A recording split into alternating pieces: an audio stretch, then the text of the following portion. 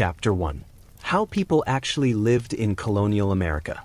Hey guys, tonight we begin with a gentle float back in time to a place that probably smells faintly of wood smoke, salted pork, and, well, a lot of mud. Yes, Colonial America. So, dim your lights, maybe grab a blanket, and let's settle in. We're not racing through history tonight. We're going to meander, drift, and casually wander through the daily lives of people who, honestly, had a lot less Netflix and a lot more chores. When most people imagine colonial America, they picture crisp powdered wigs, stately houses, and heroic founding fathers scribbling notes on parchment with quills, usually in heroic lighting. In reality, though, daily life was more like, you wake up cold, you have porridge, someone's probably sick, and the pigs are rooting in your backyard. But don't worry, we'll get to the fun bits, like tax revolts and weird puritanical obsessions, eventually. First, let's settle into the humdrum, which was, ironically, where most people spent their entire lives. Settlers in the 17th and 18th centuries were not celebrities, and they didn't travel in style. Homes were small, drafty, and leaky.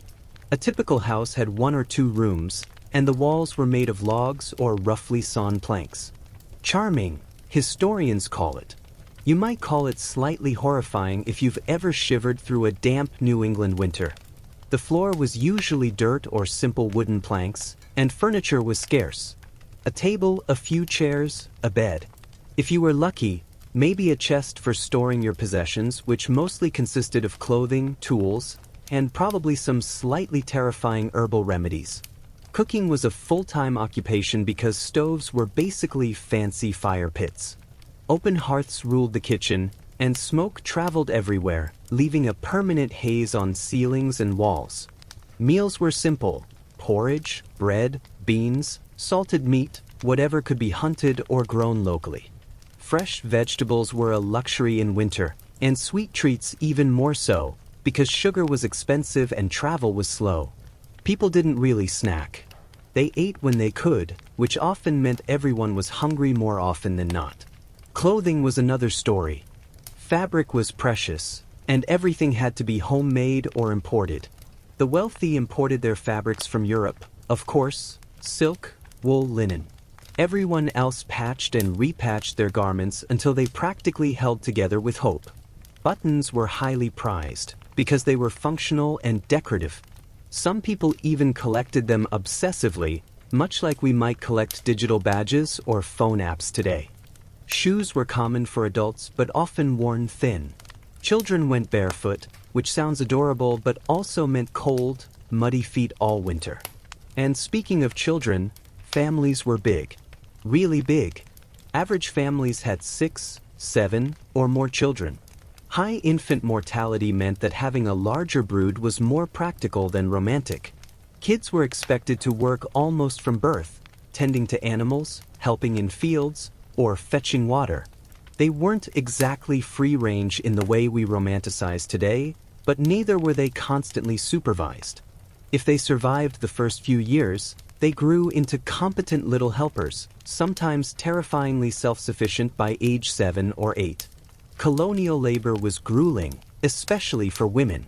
They were responsible for a huge portion of domestic work: cooking, cleaning, spinning, weaving, sewing, caring for children, gardening, brewing, candle making, the list goes on.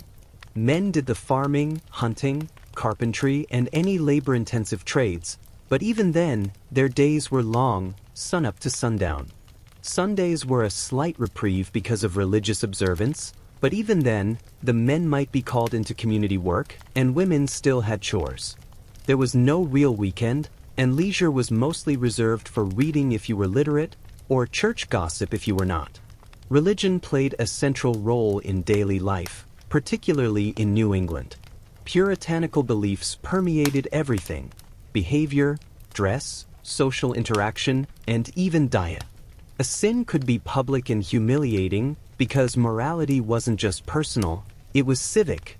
Towns often had laws based on religious codes. People were watched, judged, and occasionally punished for infractions like swearing, idleness, or dancing. Which sounds harsh, but it also kept society oddly ordered. On the other hand, some colonies, like Pennsylvania under William Penn, were more tolerant and diverse, letting Quakers, Mennonites, and other groups coexist peacefully, though that didn't necessarily make life any easier. Travel was difficult. Roads were muddy, rutted, or non-existent. Carriages existed but were rare and reserved for the wealthy. Most people walked or rode horses if they could afford them. Crossing rivers could be perilous and journeys were slow. A trip that today takes an hour might take a day, depending on conditions. This isolation meant communities were tight-knit, but also prone to gossip, superstition, and occasional panic over, say, an unexpected wolf sighting or the appearance of strangers. Healthcare, if you could call it that, was rudimentary. Doctors existed but were few and far between. Remedies included herbal concoctions, bloodletting, and prayers. Epidemics, smallpox, influenza, and diphtheria could decimate communities. Fun fact, inoculation existed but was controversial. Some people willingly risked a mild dose of smallpox to prevent the full disease, while others swore by superstition or divine intervention. Mortality rates were high. Life expectancy hovered around 35 to 40 years, though that number is misleading because if you survive childhood, you might make it into your 60s or 70s. Let's drift over to food production. Farming dominated the economy. Crops like corn, wheat, rye, and barley were common, along with vegetables such as beans, cabbage, onions, and carrots. Livestock included cows, pigs, sheep, and chickens. Hunting supplemented diets, deer, rabbits, turkeys. Fishing was essential along coasts and rivers. Preservation techniques were crucial: salting, smoking, drying. Spoilage was a constant threat, which meant people often ate what they could store and sometimes got very creative with recipes that sound unappetizing to modern ears. Community life revolved around shared labor and social gatherings. Barn raisings, harvests, and church events were the highlights. You didn't exactly have movie nights or concerts, but storytelling, singing, and games kept spirits up. Social status was a subtle but persistent presence. Landowners were respected, tradesmen admired for skill, and the very poor, well, they were tolerated but probably judged a little. Colonial hierarchies were simple yet rigid. Land, family, and occupation mattered immensely. Now, let's gently meander into one of the more peculiar aspects: hygiene. Bathing was infrequent. Most people washed their faces and hands daily if they could, but full-body bathing might occur once a month or even less. This wasn't necessarily out of neglect. It was partly fear that water could let in disease, or simply the challenge of heating and carrying enough water. Clothes were washed, but laundry was a laborious task involving boiling water, lye soap, and lots of elbow grease. Your nose might wrinkle reading this, but imagine doing it for a family of 8. Entertainment was a slow, quiet affair. Reading was ideal if you had the means, and pamphlets, newspapers, or almanacs offered news and occasional amusement. Storytelling by candlelight was common. Children played with handmade toys, wooden animals, dolls, hoops, or balls. Adults occasionally played cards, skated in winter, or attended community events. Alcohol, particularly cider, beer, and rum, was part of daily life for many adults, both for pleasure and because water could be unsafe. A mild, constant inebriation, you could say, helped pass the long evenings. Education varied widely. In New England, there was more emphasis on literacy because Puritans believed everyone should read the Bible. Latin and Greek might appear in the curriculum for wealthier children, especially boys. Girls often learned sewing, reading, and basic arithmetic. Elsewhere, education was irregular, with tutors for the wealthy and occasional community schools. Most people relied on practical knowledge passed down through families, which covered farming, trades, cooking, and basic household management. Colonial politics was a slow, ponderous affair. Town meetings gave free men a voice, and colonial assemblies debated laws, taxes, and defense. Yet real power often rested with governors appointed by the crown or wealthy merchants. Disputes could simmer for years, petitions might go ignored, and legislation was more like gentle nudges than swift action. Still, people had opinions, and sometimes disagreements escalated, mostly in writing or town meetings rather than duels or riots, though those happened occasionally. Religion, as I mentioned, shaped nearly everything. Sundays involved lengthy church services, sometimes hours long. Sin, repentance, and community judgment were central. Clergy were respected figures, often feared a little. People measured morality publicly, and social life intertwined deeply with religious observation. Hymns, sermons, and prayers punctuated daily rhythms, giving people a sense of order, even when life was exhausting, dangerous, and cold. And, of course, the enslaved and indentured laborers added another layer to colonial life, particularly in the South. Their labor was the backbone of plantations: tobacco, rice, indigo, and eventually cotton. Conditions were brutal. Lives were controlled by owners and personal freedom was restricted. Indentured servants, mostly Europeans, worked for several years to pay off passage debts. Mortality, harsh labor, and social hierarchy made their experiences markedly different from free colonists, but they, too, were part of the daily rhythm of colonial economies. Let's float over to leisure, or what passed for it. Sports were minimal: wrestling, horse racing, and the occasional archery contest. Gambling happened quietly. Music was simple: drums, fiddles, flutes, whatever instruments were accessible. Storytelling remained king, often with dramatic exaggeration, which was a lot like modern podcasts except colder, slower, and with more risk of frostbite. And yes, people had gossip. Big news could travel slowly, but scandalous tidbits about neighbors or distant relatives were discussed at length in the evenings. Finally, let's consider mortality and medicine again, because it shaped everything. Midwives delivered babies, sometimes aided by neighbors. Children and women faced peril at every stage of life. Epidemics were constant, and injuries could be fatal without proper care. Life was fragile. People coped by routine, prayer, and communal support. Humor persisted, often dark or ironic. A neighbor might die suddenly, but the living carried on, because someone had to milk the cow or mend the roof. Survival was rhythmical, practical, and often monotonous. But that monotony created a kind of quiet endurance. So, as we settle into our imaginary 17th century home tonight, picture yourself near the hearth. The fire crackles. Porridge simmers. The wind rattles the shutters. A child fusses in the corner, someone hums a hymn, and the pigs snuffle outside. Life is slow, sometimes unpleasant, often tedious, but it has a rhythm. That rhythm is what defined colonial existence. Simple, repetitive, and quietly tenacious. And as we drift into sleep, or at least into a historical reverie, we'll carry these small, mundane truths with us. They're not heroic, they're not glamorous, but they were real. And real life, in the end, is often more interesting than legend. Chapter 2: Strange Habits and Oddities of Colonial Life. Life in colonial towns could be quiet, repetitive, and, on the surface, orderly. But underneath the neat rows of houses and small, fenced-in plots of land lurked all sorts of oddities, quirks, and behaviors that make historians raise an eyebrow, or at least smirk quietly. Take, for instance, hygiene. Bathing was rare, sure, but this led to some inventive practices.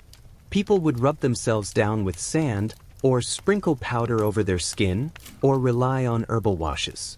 Perfume existed, mainly for the wealthy, who apparently thought masking natural odors was a finer pursuit than heating their homes properly. Children, meanwhile, were remarkably self-sufficient.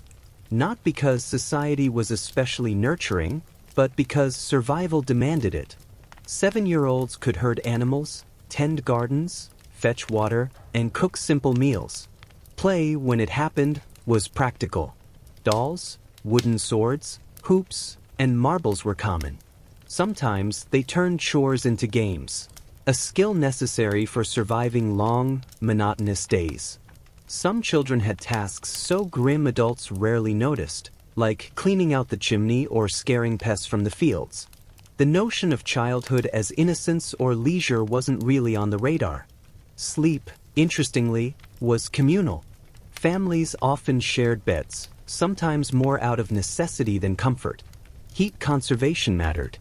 Bedding was minimal: straw, wool, and occasionally feather mattresses. Sheets and blankets were thin, heavy, and rarely washed. Nighttime noises, cows lowing outside, creaking houses, wind rattling shutters, were normal. If a child cried, everyone heard it. If a pig escaped, everyone heard about it. Nighttime in colonial America was, in short, alive, but not in a particularly quiet way. Now, let's wander over to the matter of social hierarchy, which had a strange rigidity. Wealth, land, and family name mattered enormously. Landowners had power, tradesmen had skill, laborers had labor. Social mobility existed but was painfully slow, often requiring decades of prudent marriage, careful saving, or sheer luck. Gossip carried social weight.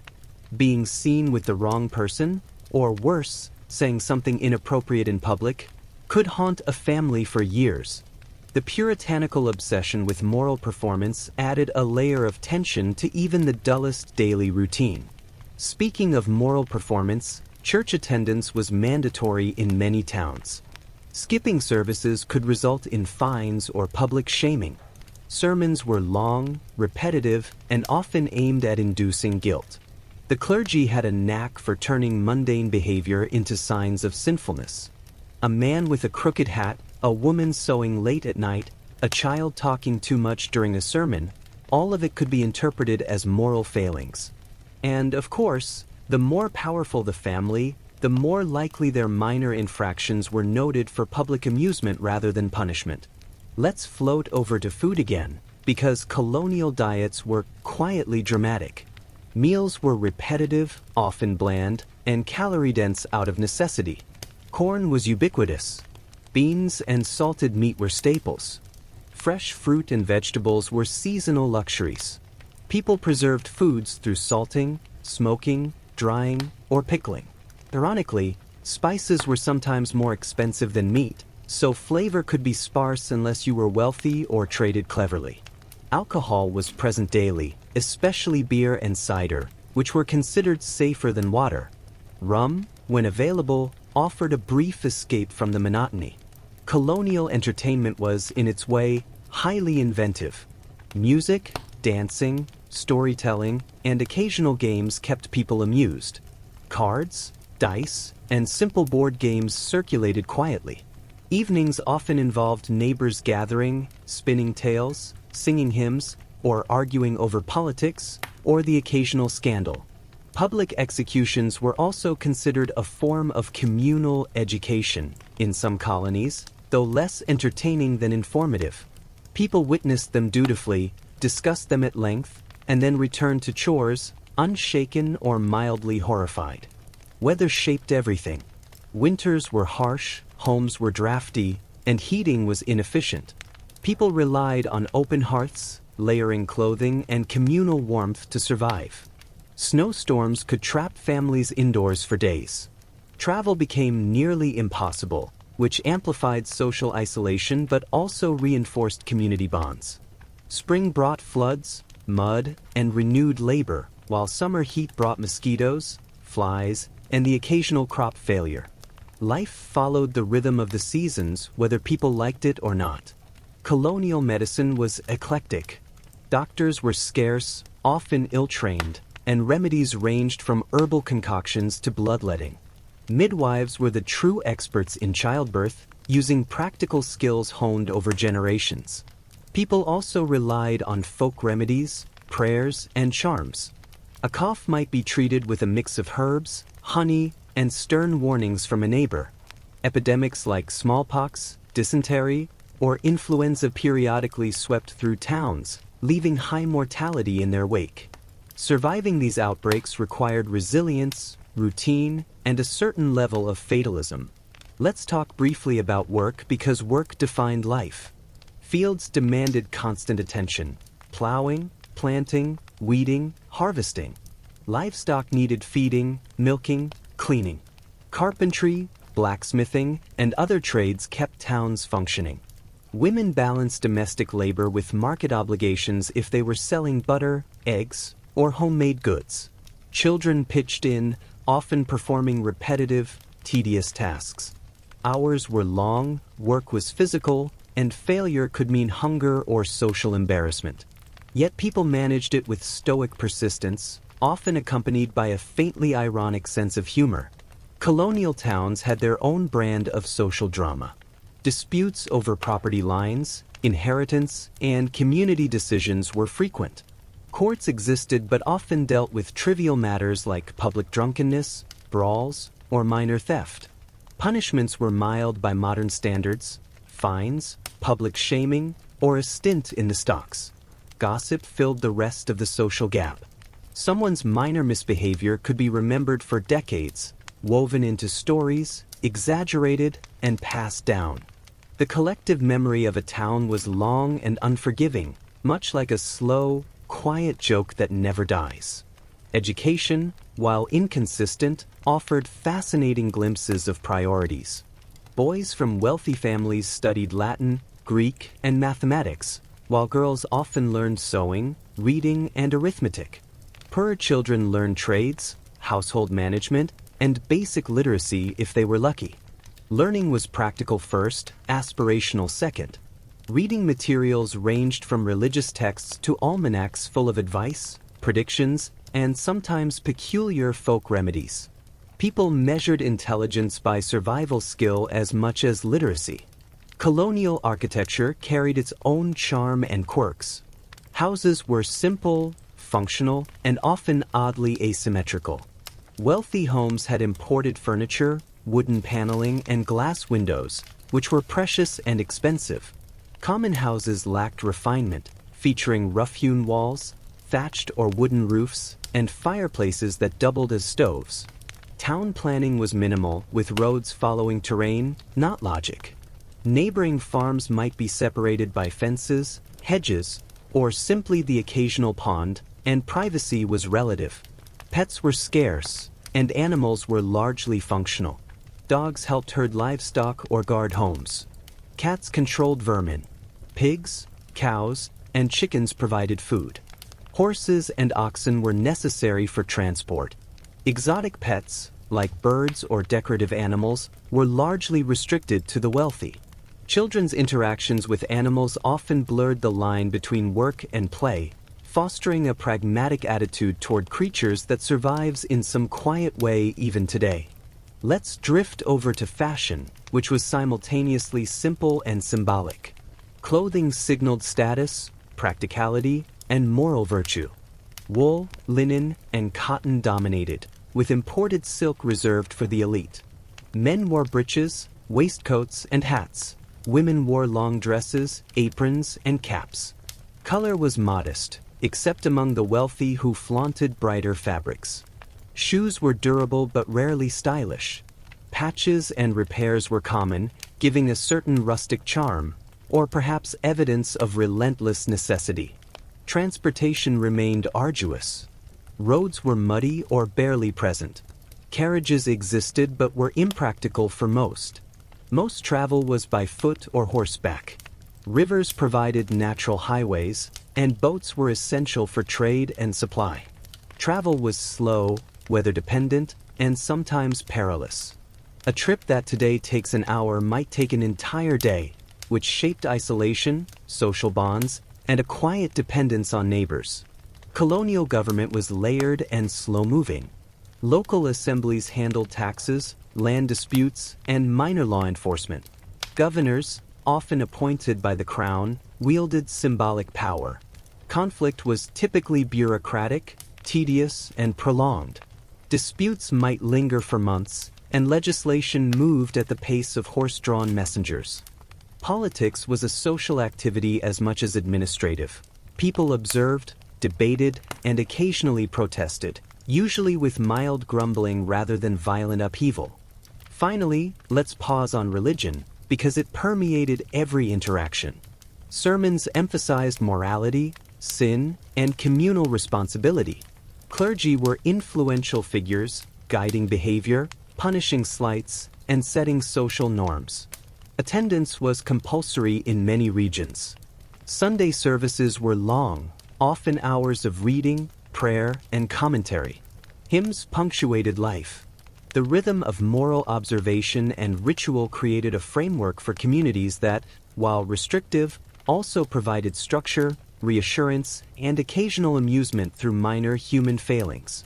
So, when you picture colonial America tonight, think not of grand battles, heroic speeches, or glittering wigs. Picture instead the quiet grind, families huddled near fireplaces, children trudging to fetch water, neighbors gossiping over fences, chores stretching endlessly, and the occasional absurdity of a powdered wig or a mismanaged pig. Life was simple, repetitive, and often tedious. But it was real, and in that realness, you can hear the faint, rhythmic pulse of human endurance, which is somehow comforting when you lie down, close your eyes, and let the past drift softly around you. Chapter 3: Eccentric Colonists and Oddball Personalities.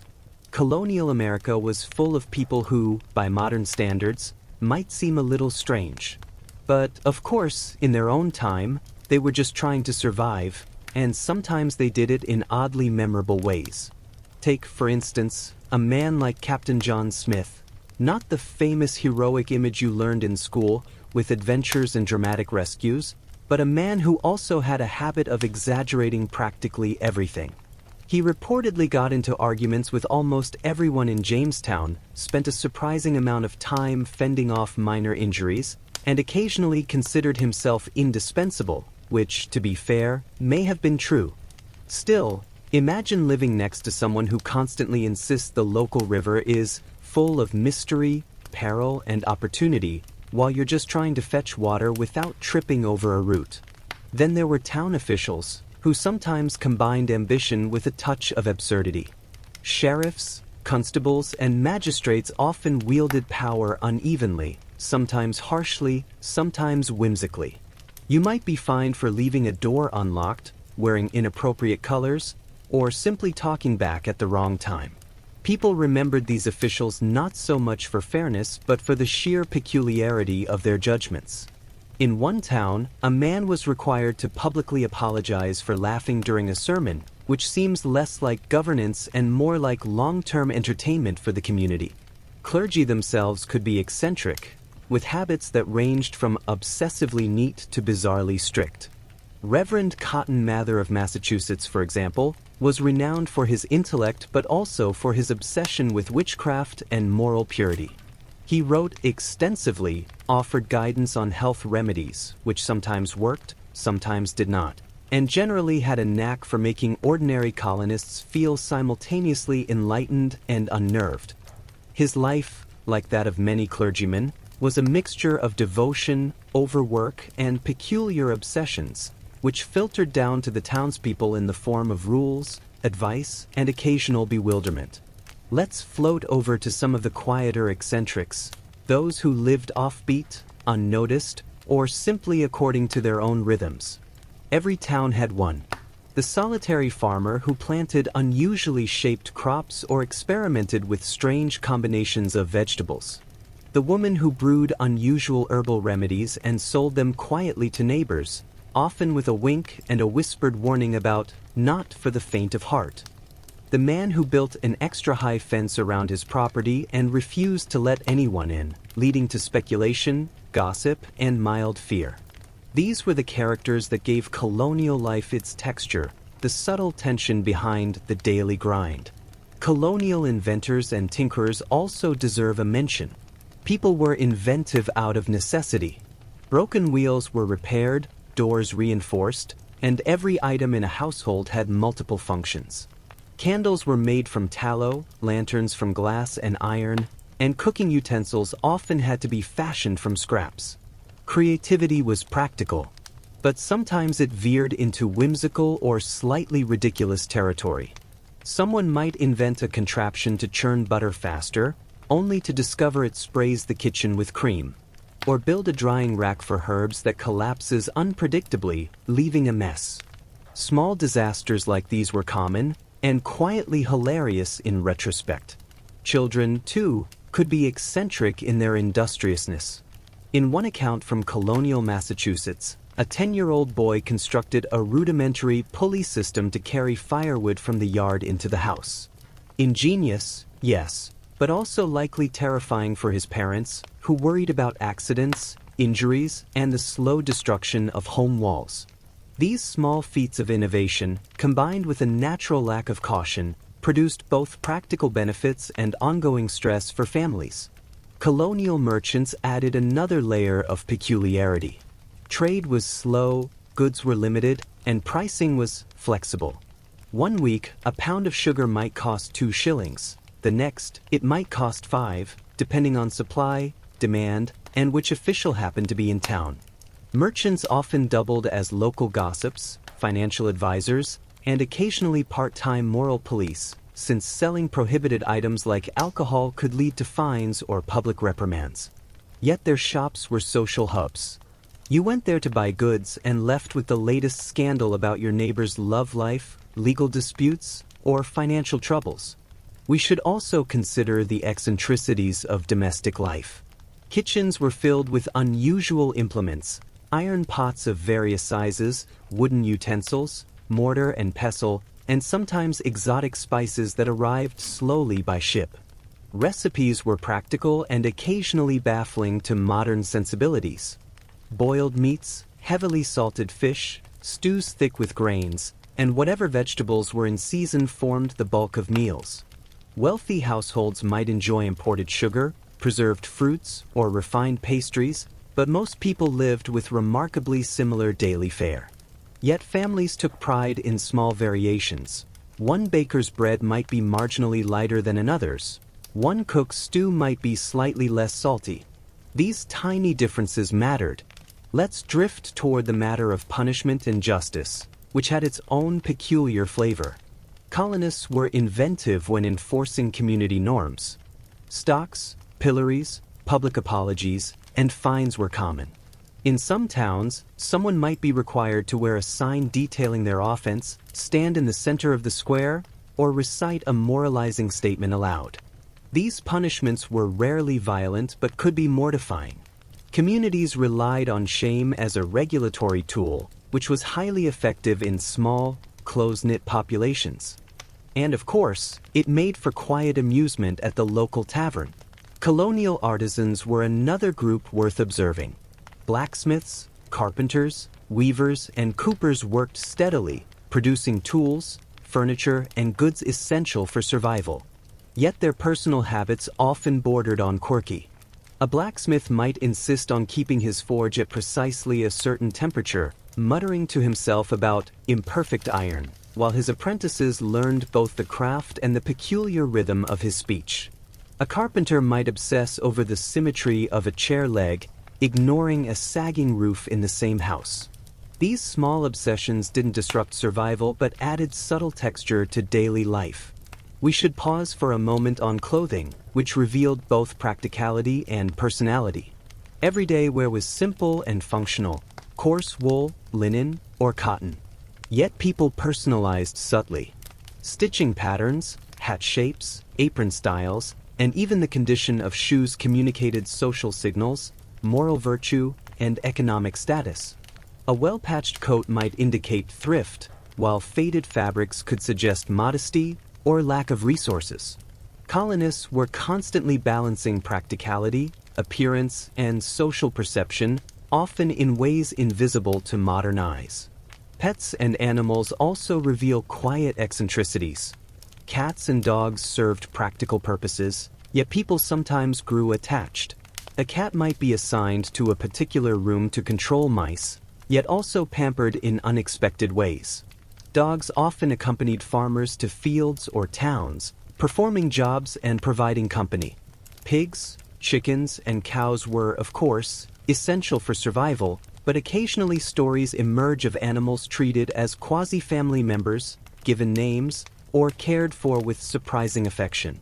These small touches remind us that, despite the hardships, human connection to animals persisted quietly. The matter of storytelling deserves emphasis. Even in the slowest towns, people told stories. Legends, practical advice, gossip, and tall tales circulated orally. Fireside evenings often included ghost stories, humorous exaggerations, or cautionary tales. While children might be entertained, adults participated with mild amusement and sometimes subtle judgment. These shared stories shaped community identity, moral understanding, and even humor, often dry, ironic, and unspoken. Finally, let's consider leisure in its slow, deliberate forms. Music, dancing, card games, and occasional small celebrations provided breaks from routine. Holidays were quieter than modern imaginations suggest, punctuated with communal meals, modest entertainment, and subtle indulgences. Weddings, baptisms, and funerals brought people together and often involved peculiar customs that persisted through centuries. Simple pleasures, a well-baked pie, a perfectly mended garment, a dry day for planting, were appreciated quietly without fanfare. Colonial America, when observed up close, was a world of small eccentricities, odd rhythms, and subtle humor. People endured cold, disease, and monotony, yet created lives full of inventiveness, peculiar personalities, and minor dramas. Captains, ministers, merchants, artisans, and children all carried out their roles with a combination of practicality, obsession, and quiet resilience. Survival required attention, creativity, and sometimes a willingness to endure the absurdity of life in a tightly constrained community. So, tonight, as you imagine yourself wandering among these small towns, think of Captain Smith exaggerating, a minister muttering about sin, a child rigging a pulley to carry wood, or a merchant secretly smirking at a neighbor's awkward misstep. Life was tedious, repetitive, occasionally bizarre, yet rhythmically steady. That rhythm of work, observation, gossip, prayer, and quiet human persistence is what defined colonial existence. It's slow, it's mundane, and yet it is somehow comforting, a gentle reminder that humans have always found ways to adapt, survive, and even amuse themselves, even when the world is harsh and cold. Chapter 4: Quirks, Tragedies, and the Eccentric Elite. Colonial America wasn't just about the practical grind of everyday survival. There were families, particularly among the wealthier colonists, who approached life with a sort of obsessive eccentricity, or occasionally, tragic misfortune. Take, for instance, some of the prominent landowners whose lives were a mixture of privilege, boredom, and quiet despair. One could imagine sitting in a large, drafty mansion, surrounded by fine imported furniture, and still feeling the crushing weight of monotony. This might explain why some wealthy colonists became obsessed with small details, like perfectly aligned table settings, precisely measured candles, or the meticulous arrangement of their gardens. Then there were the families who seemed perpetually cursed by minor misfortune. Children fell ill with astonishing frequency, livestock mysteriously disappeared, and storms damaged homes at inconvenient times.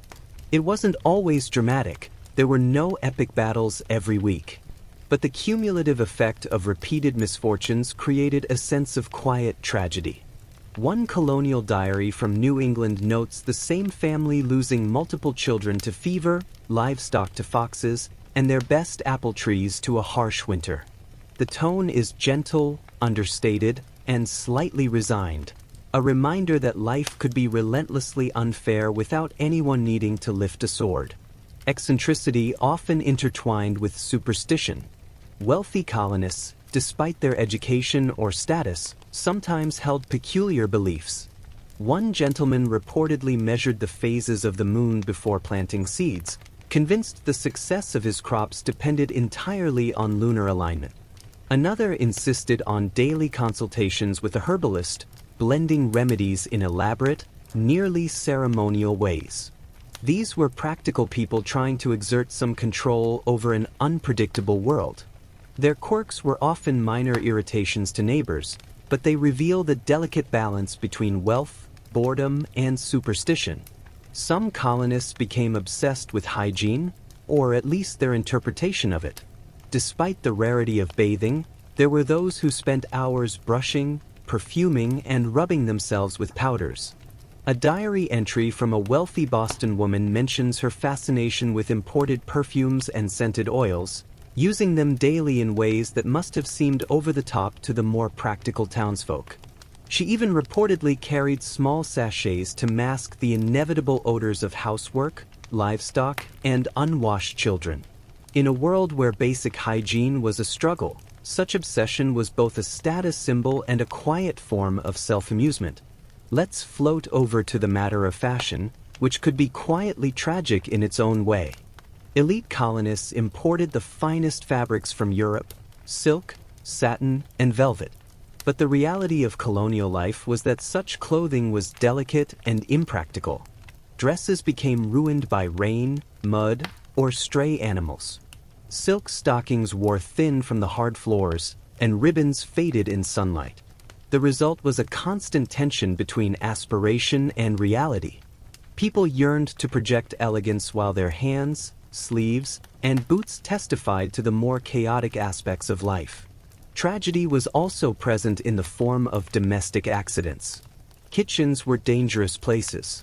Open hearths, boiling water, sharp knives, and livestock all combined to create a setting in which small missteps could have serious consequences. There are accounts of children getting scalded, fires spreading, and minor burns becoming serious infections.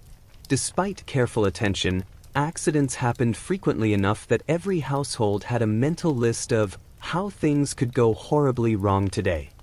This was life as much as the steady rhythm of chores. Eccentricity also manifested in hoarding and obsessive collection. Wealthy families often kept extensive stores of goods, spices, fabrics, silverware, sometimes far more than they could reasonably use. Some collectors cataloged every item meticulously, noting its origin, quality, and usefulness. One colonist, for example, reportedly kept a small ledger detailing every spoon in his household, along with its condition, who last used it, and when it might need repair. This combination of practicality and mild obsession seems almost comical now, yet it reflected the mindset of people trying to impose order on a largely chaotic world. Then there were the minor social tragedies. Families constantly navigated complex networks of alliances, debts, and obligations. A minor insult at a town gathering could escalate into weeks of awkward avoidance. Marriages, often arranged or strategic, sometimes produced mismatched couples who endured domestic discomfort quietly. Social climbing was slow, tedious, and occasionally humiliating. People often endured these pressures without complaint, their resilience quietly remarkable, but the cumulative stress was real. Health issues, of course, contributed to daily tragedy and eccentricity. Even the wealthy could not escape minor ailments, chronic pains, or mysterious fevers. Herbal remedies, early forms of inoculation, and prayers were combined in varying degrees of effectiveness. One elite colonist reportedly took hours each day mixing potions to combat a persistent cough that modern historians speculate may have been tuberculosis. Another suffered from persistent digestive issues, experimenting with diet, herbs, and imported powders in an almost ritualized way. Health was a preoccupation, quietly dictating daily routine, social engagement, and even mood. Pets among the wealthy could be strangely significant. Dogs and cats were not just companions, they were subtle indicators of status. A well-groomed dog, carefully fed, might be mentioned in diaries alongside household events. Exotic birds, sometimes brought from Europe, were housed in elaborate cages and treated almost like family members. These small displays of care and obsession reveal the human need to exert control, provide companionship, and create a sense of personal meaning amidst the tedious rhythm of daily life. Education for elite children also reveals subtle eccentricities. Boys might study Latin, Greek, or mathematics with a tutor who expected near perfection. Girls learned reading, writing, and needlework, but sometimes with unusual intensity. One diary recounts a young girl spending hours embroidering a single tablecloth, noting each stitch and pattern with obsessive care. Education was less about immediate survival and more about instilling refinement, discipline, and status awareness. But the obsessive attention to minor details sometimes tipped into near-ritualized behavior, which seems a little funny in retrospect. Let's drift over to funerals, which could be oddly elaborate even in small towns. Death was common, so communities developed rituals to manage grief and memory. Funerals included detailed planning, often led by women, with careful attention to clothing, coffins, and the procession. Yet small absurdities occurred: a horse balking mid-procession, a coffin lid splitting, or a relative fainting at an inconvenient moment. These minor incidents, while tragic or awkward, were quietly incorporated into communal memory. Humor, even in sorrow, lingered in small doses. Religious obsession often compounded eccentricity. Ministers preached long sermons, frequently emphasizing sin, divine judgment, and moral perfection. Families internalized these expectations, creating subtle tensions between aspiration and human fallibility. A minor misstep, a missed prayer, a poorly sewn garment, or even a bad pun could provoke guilt or anxiety. Some colonists responded by doubling down on ritualized behavior, extra prayers, meticulous cleaning, or obsessive attention to attire. The results could be both charming and quietly absurd. Colonial artisans also exhibited minor eccentricities. A blacksmith might insist on forging tools in a precise sequence, muttering about the spirit of iron. A carpenter could fuss endlessly over a cabinet, ignoring the sagging roof above. Tinkerers sometimes invented devices that were ingenious but impractical. A pulley system that sprayed water, a chair that collapsed under minor weight, or a cart that refused to roll straight. These small quirks enriched the texture of daily life, giving towns a gentle, almost absurd personality.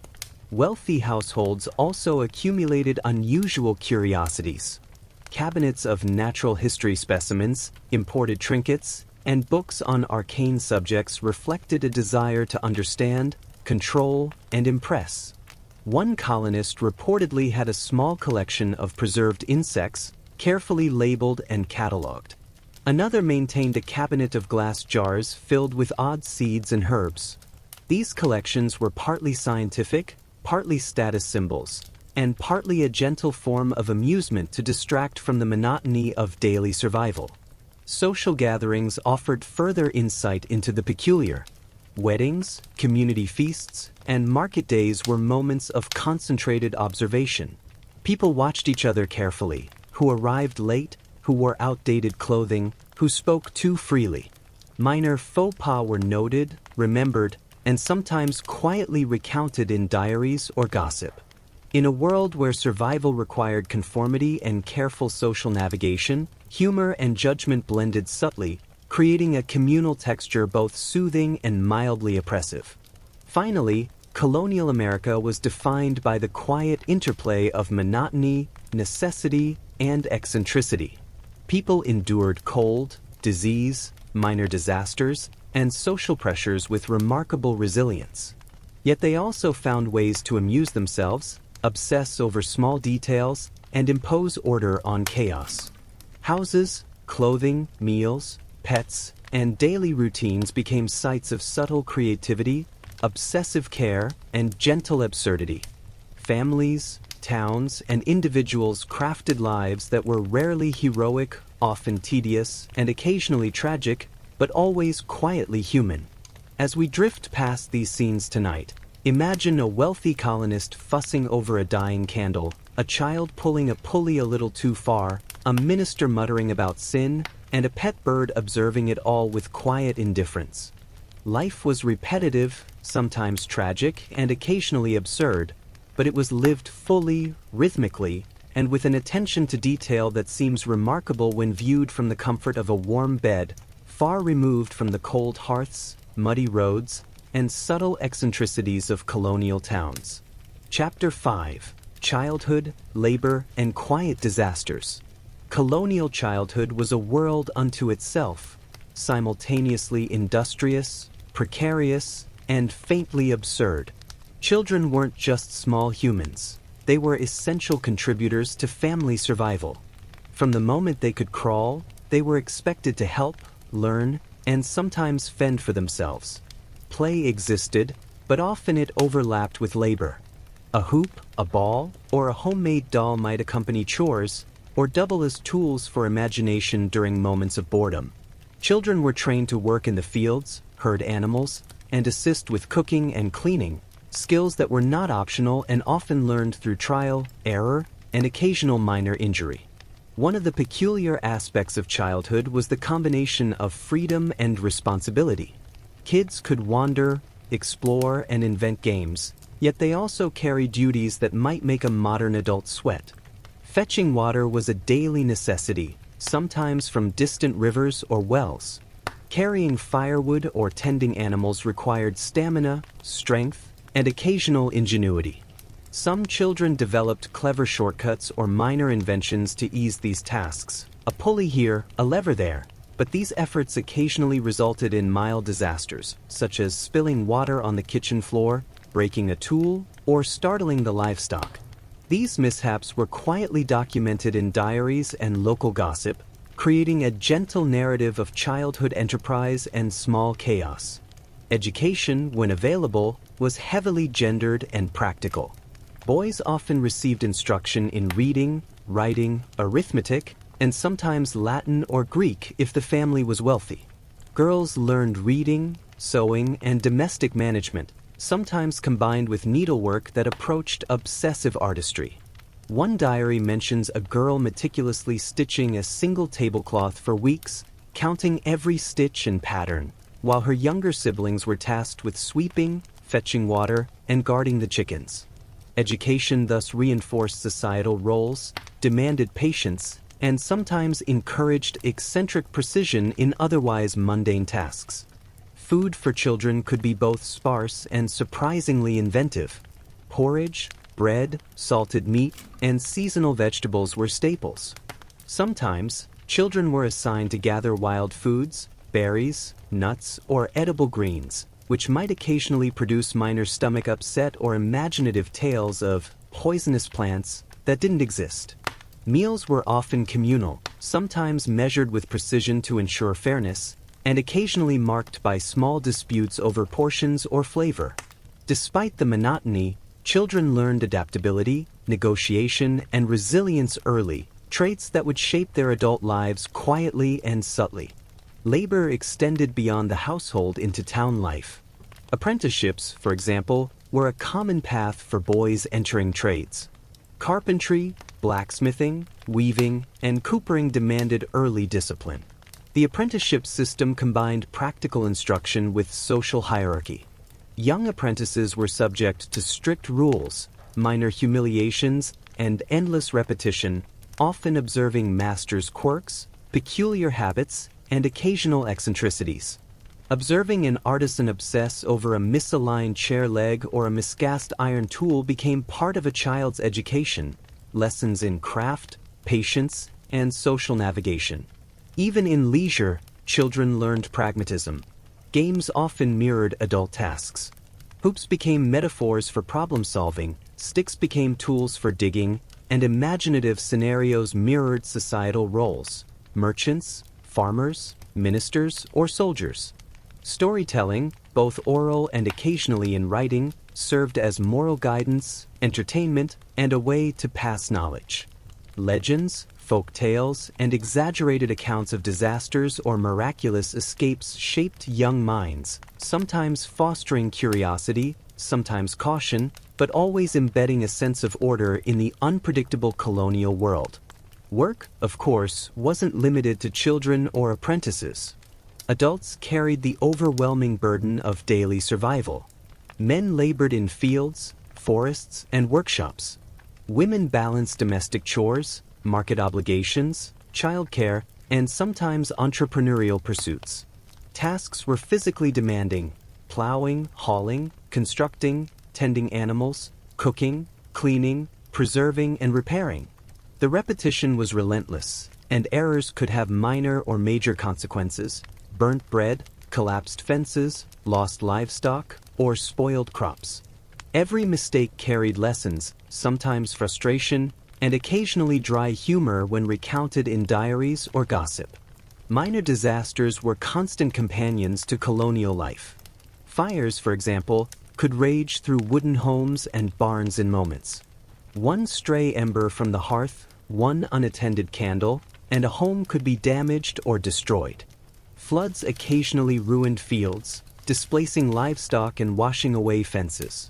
Winter storms brought isolation, broken roofs, and frozen water supplies.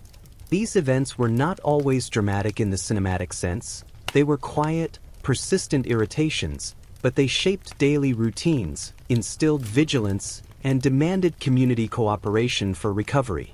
Eccentricity often emerged in response to these challenges.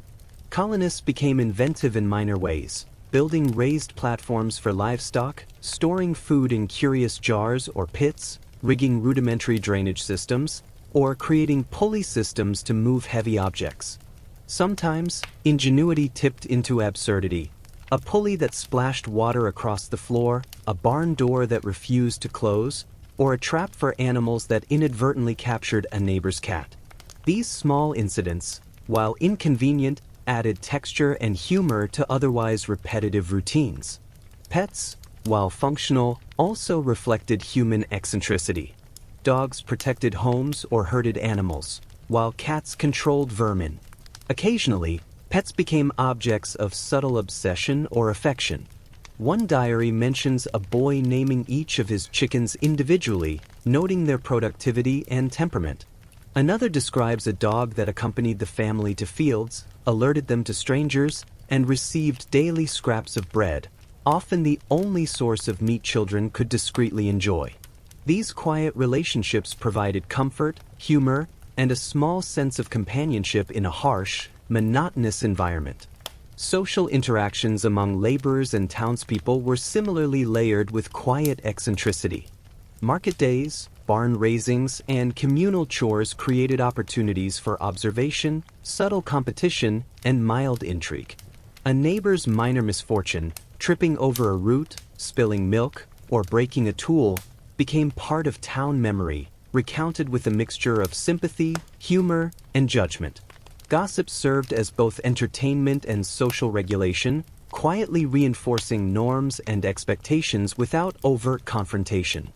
Religion remained a subtle yet pervasive influence. Adults and children alike were expected to adhere to moral expectations, attend services, and observe ritual practices. Deviations, missing prayers, failing to participate in community obligations, or minor transgressions were noted.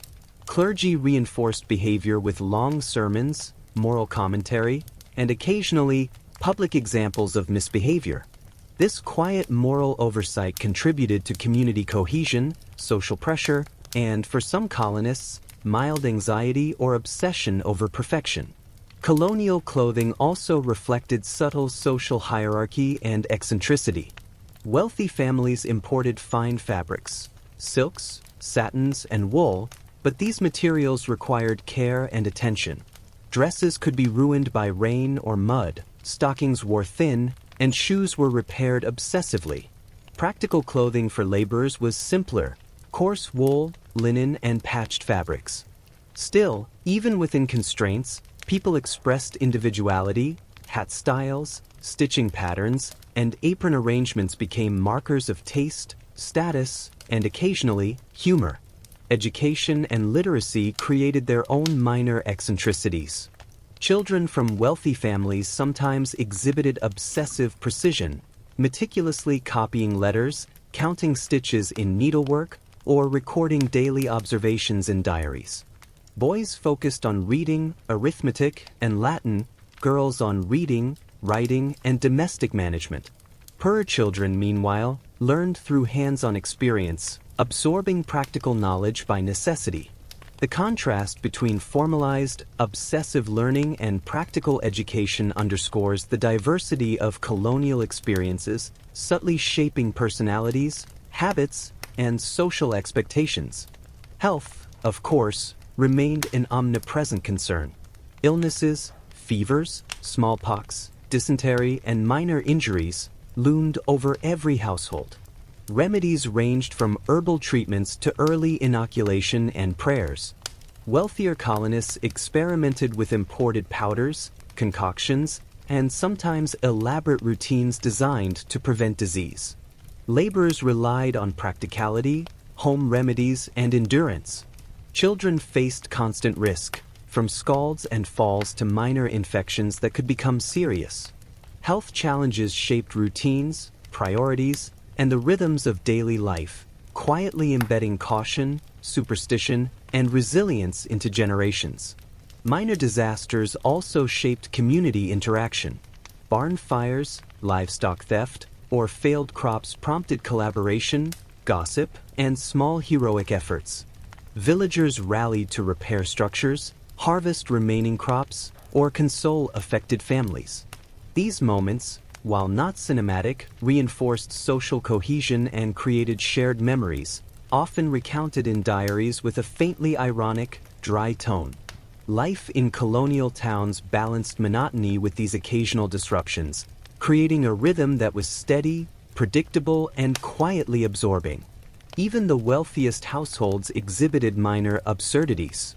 Imported goods, fragile furniture, and delicate fabrics required obsessive attention. A dropped spoon could inspire quiet annoyance. A misaligned table could provoke hours of adjustment. Children and servants observed these behaviors, sometimes adopting them in miniature, sometimes laughing discreetly at the quirks of their superiors. These small eccentricities were less about vanity and more about imposing order on an unpredictable world, a theme echoed across colonial life. So tonight, as we drift past the lives of colonial children, laborers, and minor disasters, imagine the quiet rhythm of daily survival: a child hauling water, a neighbor repairing a fence, a family patching clothes, a merchant adjusting prices, a blacksmith muttering over imperfect iron.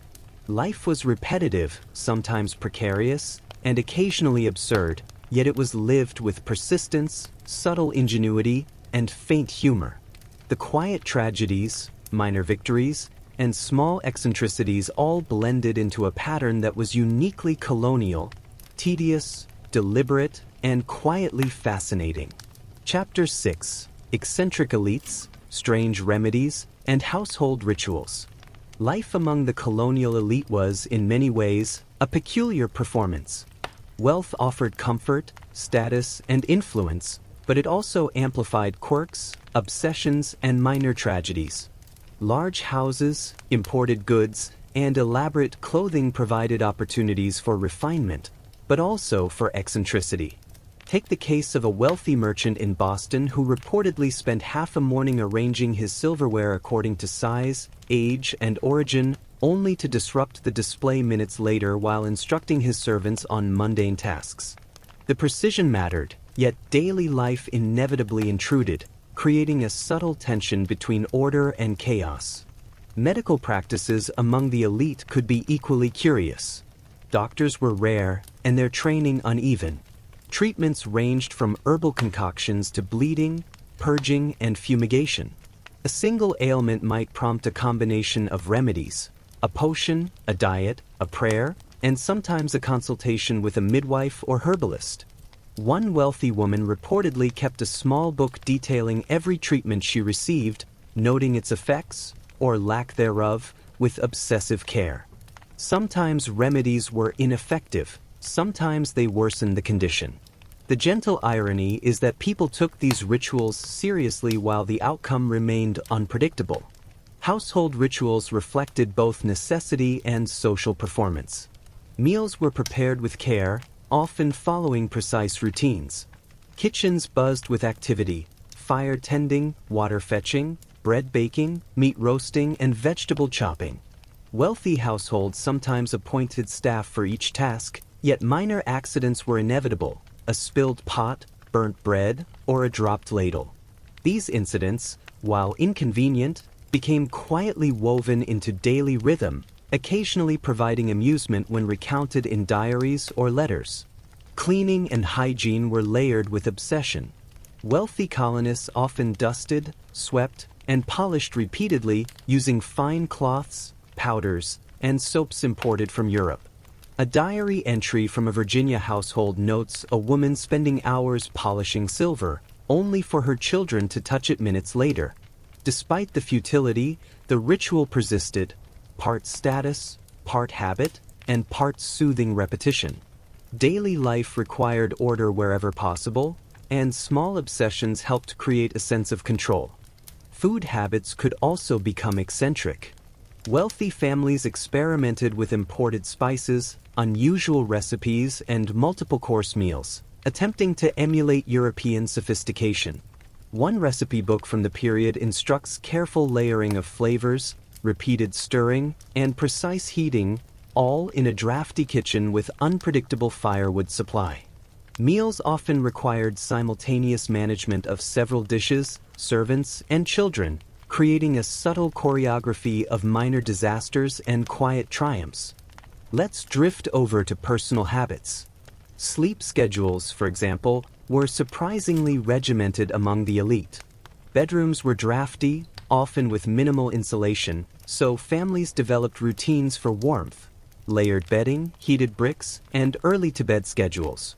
Some colonists obsessed over nightly prayers, the exact folding of linens, or the alignment of furniture for optimal comfort. One gentleman reportedly measured the temperature of his chamber before retiring, while his wife ensured every candle in the house was trimmed to perfection. Small details like these dominated evening life, quietly blending necessity with obsession. Pets among the elite offered both companionship and status signaling. Dogs accompanied owners to fields or social events, while cats controlled vermin in kitchens.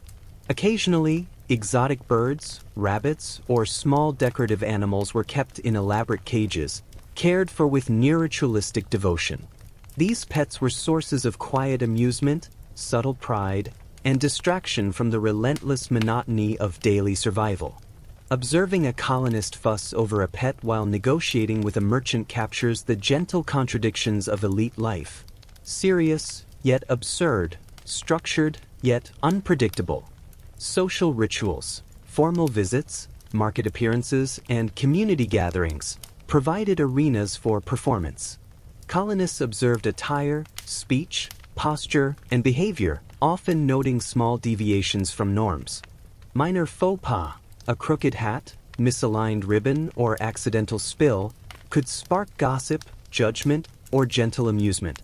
Etiquette mattered, not merely as decorum but as a tool for navigating complex social hierarchies.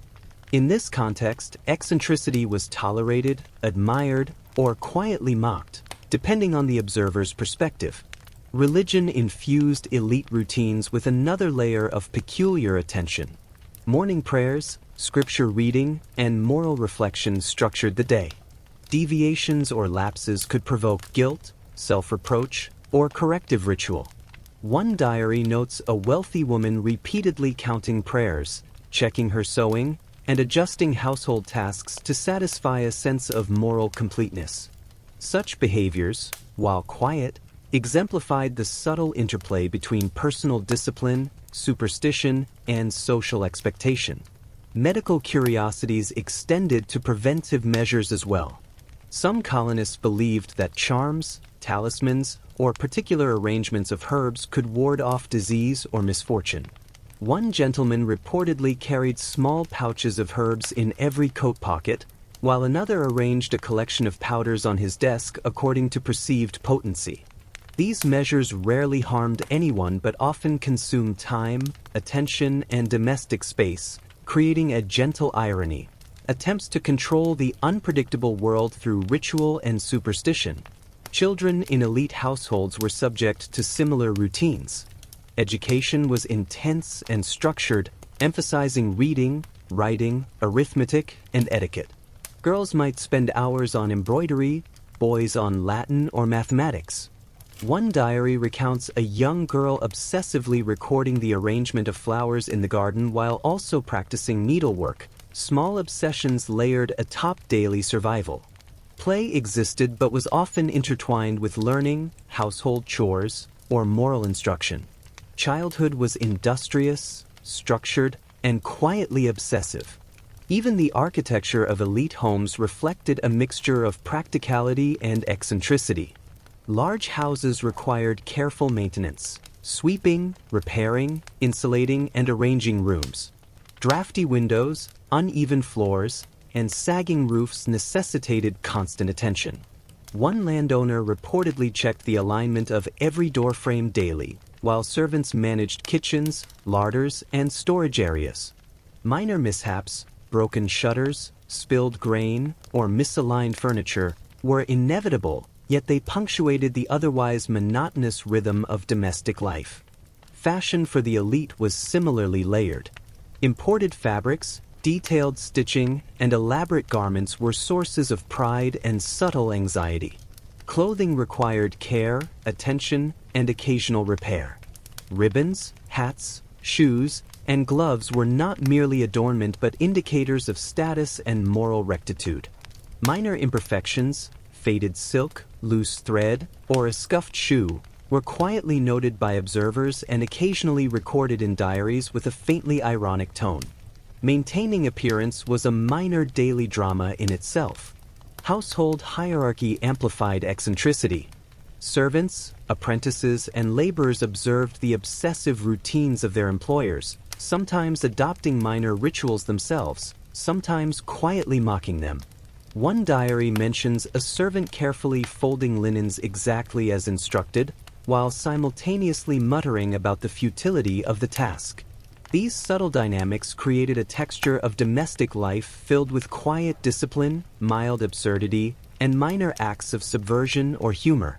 Food storage and preservation also inspired odd behaviors.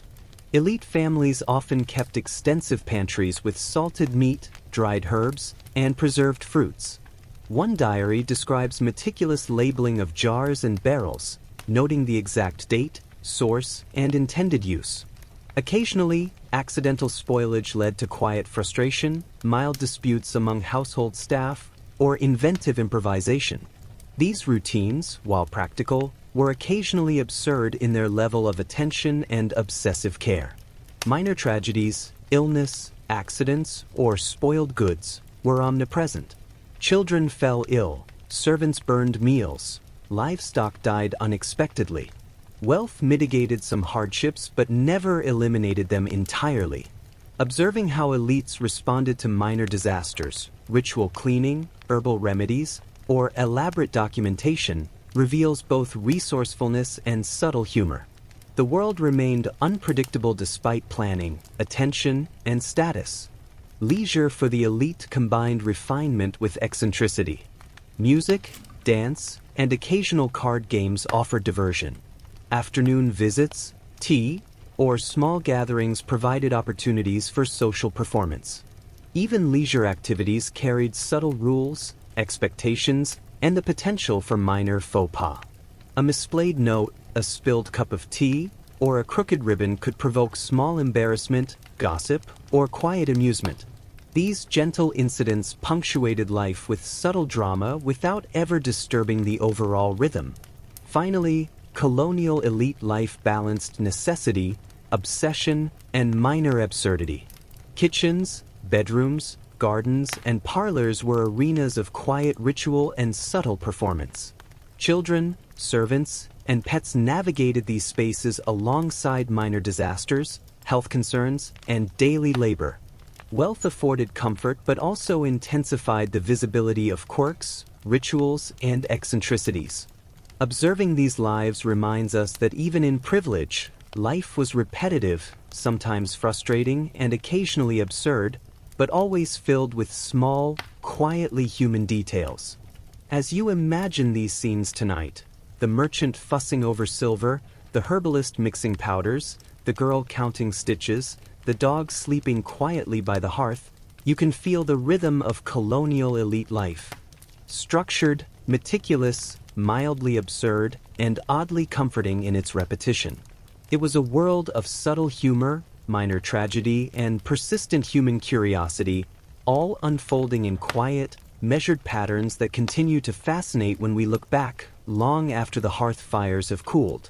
Chapter 7: Medicine, Misbeliefs, and Townly Mishaps. Colonial medicine was, by modern standards, a gentle comedy of trial, error, and occasionally grim outcomes. Physicians existed, of course, but they were rare, and their knowledge was limited.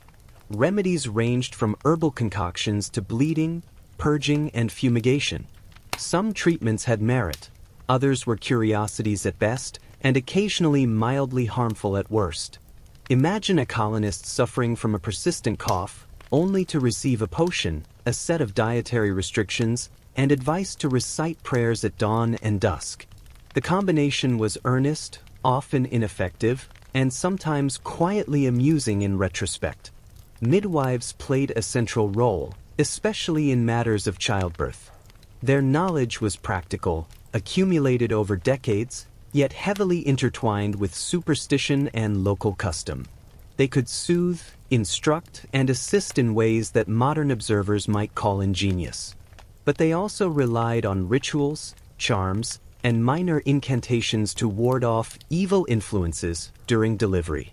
One diary recounts a midwife instructing the family to sprinkle salt at each corner of the room while singing a particular rhyme, insisting it would ensure the mother's safety. Outcomes varied, yet these rituals persisted, quietly reassuring families in an unpredictable world. Herbal remedies were perhaps the most consistent aspect of colonial healthcare. Plants, roots, and barks were prepared in teas, poultices, and powders. Some had measurable benefits, others were more symbolic than curative.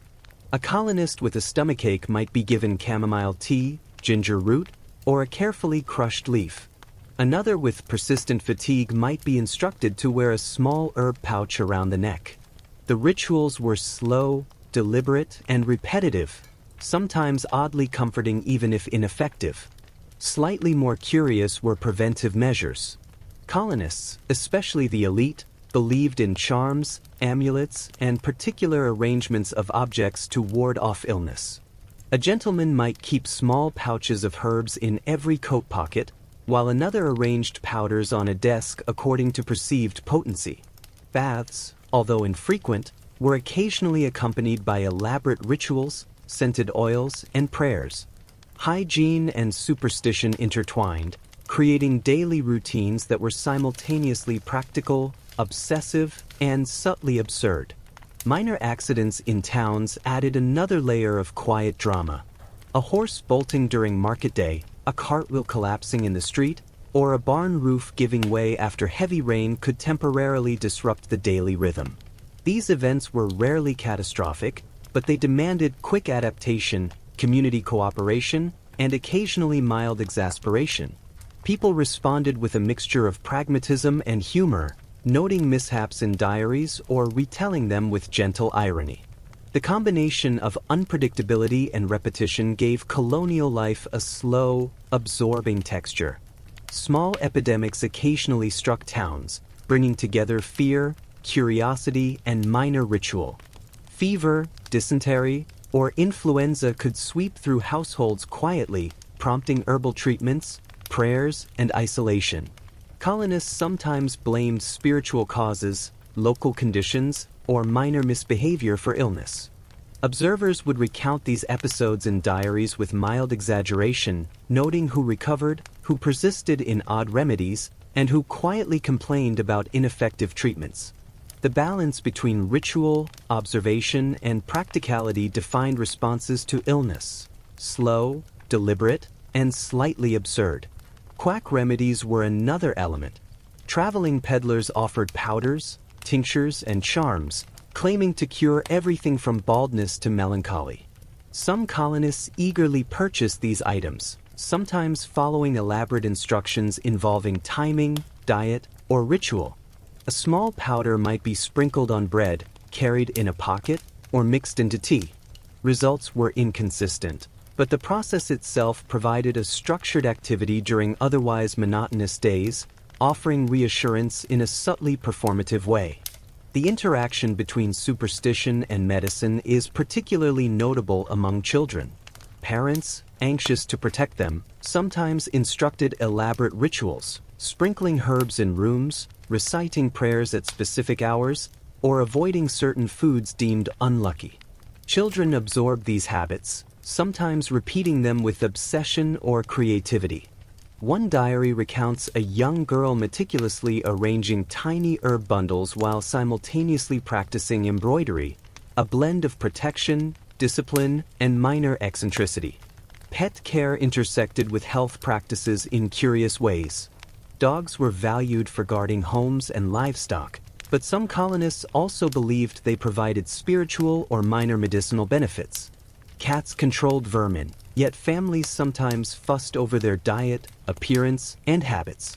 Exotic birds, rabbits, and other animals were treated with careful attention, often reflecting a belief in subtle influence on household well-being. Observing these practices provides insight into the slow, deliberate rhythm of domestic care intertwined with superstition and practicality. Household cleanliness also took on ritualistic qualities. Kitchens, larders, and living spaces were cleaned obsessively, often accompanied by prayers, chants, or moral reflection. Floors were swept with care, silverware polished repeatedly, and linens folded with precise attention. One diary mentions a woman spending an hour arranging herbs in jars, only to rearrange them minutes later for optimal energy flow. These minor routines reflect the interplay of practicality, obsession, and quiet amusement that permeated colonial households. Markets and social gatherings provided additional minor dramas. Merchants, farmers, and artisans interacted with a mixture of politeness, competition, and subtle judgment. A mispriced item, a slightly damaged tool, or a minor breach of etiquette could spark gossip, mild complaint, or gentle humor.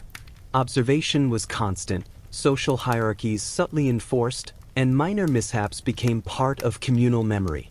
Life proceeded slowly, with occasional small disturbances punctuating the rhythm. Natural disasters, though relatively rare, left lingering effects. Floods, storms, and harsh winters could damage homes, ruin crops, or isolate families for days. Even minor damage required immediate attention, replacing shingles, repairing fences, or preserving spoiled food.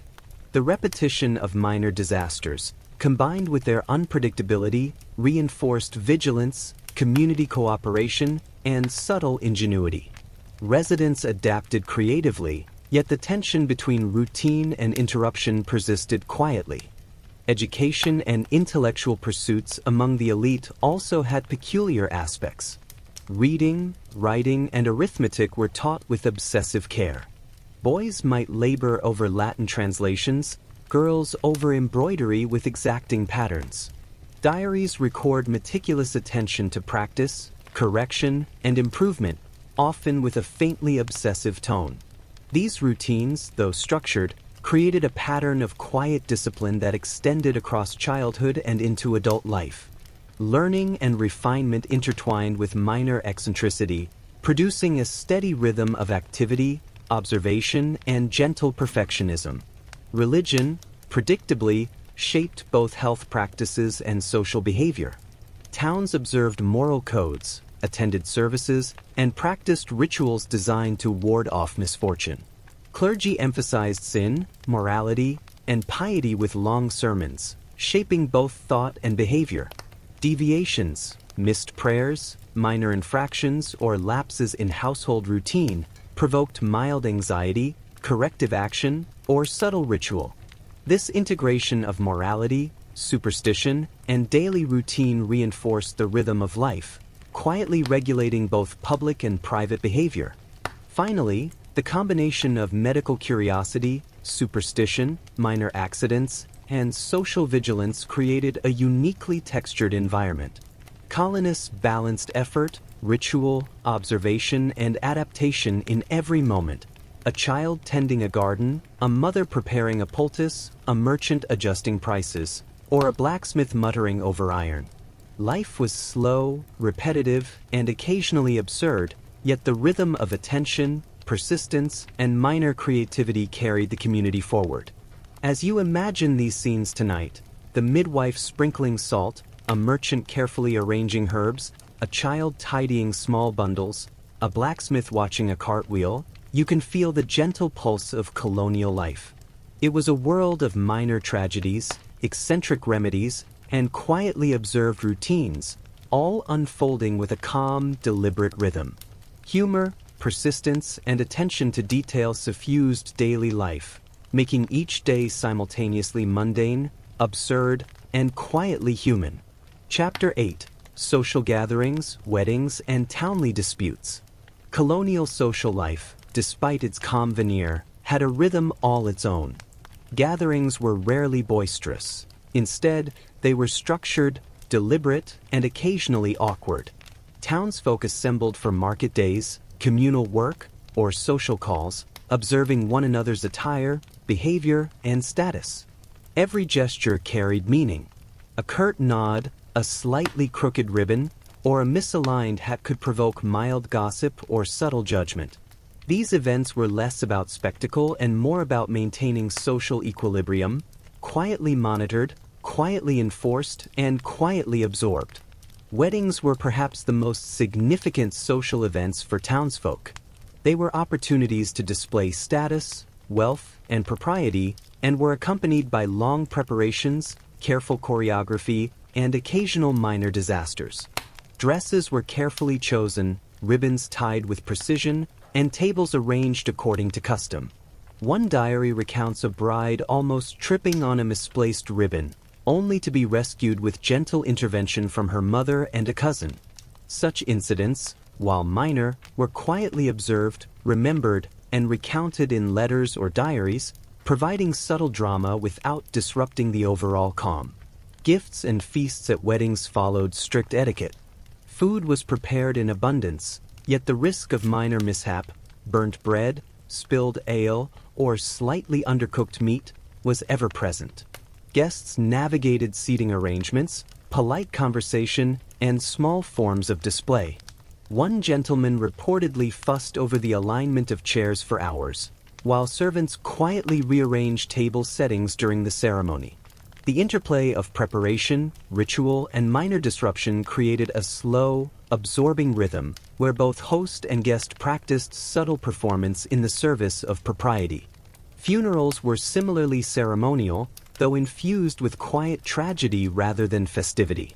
Coffins were prepared, processions carefully arranged, and grave sites tended with precise attention. Yet small incidents occurred: horses balked, children cried at inconvenient moments, or the coffin lid split slightly. These minor mishaps were absorbed with a mixture of practicality, resignation, and gentle humor. Diaries note such events with understated irony, highlighting the balance between ritual solemnity and the unpredictability of human and animal behavior. Minor legal disputes punctuated town life. Property boundaries, debts, and contracts were common sources of tension.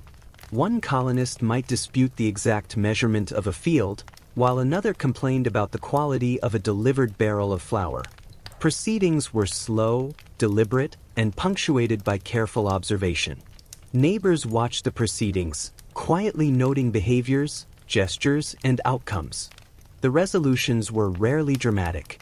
More often, they involved incremental adjustments, apologies, and subtle social recalibration. Even conflict had its rhythm, quietly managed within the framework of communal norms. Markets provided further arenas for observation, subtle competition, and minor misfortune. Merchants displayed goods carefully, noting quality, price, and presentation. Buyers navigated tables with awareness of social expectation, occasionally testing sellers with questions or haggling. Accidental spills, misplaced items, or minor misjudgments were inevitable. A spilled basket of apples, for example, might produce mild embarrassment, gentle correction, and whispered commentary among observers. Market days were simultaneously functional, social, and quietly dramatic, creating a rhythm of human interaction filled with minor tension and subtle humor. Religious observances intersected with social life in subtle ways. Church attendance structured Sundays, creating predictable rhythms of procession, sermon, and reflection. Clergy emphasized moral instruction, sin, and community cohesion. Deviations, late arrivals, poorly folded hymnals, or whispered conversation were noted with quiet judgment. Observers internalized these norms, reinforcing both personal behavior and communal expectation. Even moments of minor transgression, like a mischievous child fidgeting in the pew, were quietly absorbed and later recounted with a gentle irony. Courtship rituals added their own layer of subtle drama. Young people navigated introductions, chaperoned walks, and cautious conversation. Displays of attention were measured, deliberate, and carefully observed by family members. A misplaced compliment, minor faux pas, or slightly misaligned ribbon could disrupt the careful rhythm. Diaries from the period recount such incidents with understated humor, noting the tension between desire, propriety, and social expectation. The process was slow, deliberate, and occasionally absurd, yet crucial to maintaining family alliances and community harmony. Education, too, intersected with social life. Reading, writing, and practical instruction prepared children for adult roles. Boys studied arithmetic, commerce, and occasionally Latin, while girls learned sewing, reading, and domestic management. These routines instilled both skill and discipline, shaping behavior in domestic and social contexts. Diaries recount the meticulous attention to detail, minor frustrations, and quiet triumphs associated with learning, highlighting both the effort required and the subtle eccentricities that accompanied it. Minor domestic disasters were a constant background presence. Kitchens, larders, and workshops required careful attention. Fires threatened homes, pots boiled over, and tools occasionally failed. One diary recounts a young apprentice accidentally splashing hot water onto polished floors, creating a flurry of corrective activity. Such incidents were absorbed into daily rhythm, producing mild irritation, gentle amusement, and a quiet sense of accomplishment when resolved. These disruptions, though minor, punctuated the otherwise steady cadence of life. Pets, ever present, contributed to social texture. Dogs assisted in herding or guarding, cats controlled vermin, and exotic birds or rabbits were treated with attention bordering on ceremonial. Diaries describe minor mishaps, a cat toppling a jar, a dog chasing livestock, or a bird escaping its cage, with understated humor. Observing these incidents provides insight into the interplay of domestic care, minor chaos, and human patience. Even small creatures contributed to the rhythm, eccentricity, and quiet drama of colonial life. Food preservation and storage intersected with social life in subtle ways. Pantries contained salted meat, dried herbs, preserved fruits, and carefully labeled containers. Mislabeling, spoilage, or minor oversight occasionally occurred, prompting quiet correction. Servants, children, and household heads coordinated these routines, often obsessing over minor details. The result was a rhythm of preparation, vigilance, and minor triumphs or setbacks, quietly shaping domestic life. Finally, small-town communities exhibited a gentle interdependence. Townsfolk relied on neighbors for minor repairs, assistance with livestock, or support during illness. Collaboration, observation, and gentle correction reinforced norms. Minor disputes, social faux pas, and accidental mishaps were absorbed into communal memory, creating a shared rhythm of life that was both repetitive and subtly entertaining. Community dynamics combined labor, ritual, and human eccentricity into a pattern that was quietly absorbing, comforting, and slightly absurd. As you drift past these scenes tonight, the bride adjusting her ribbon, a merchant realigning wares, children fidgeting during church, neighbors repairing a fence, you can sense the rhythm of colonial social life. It was a world of minor mishaps, subtle observation, and gently structured interactions.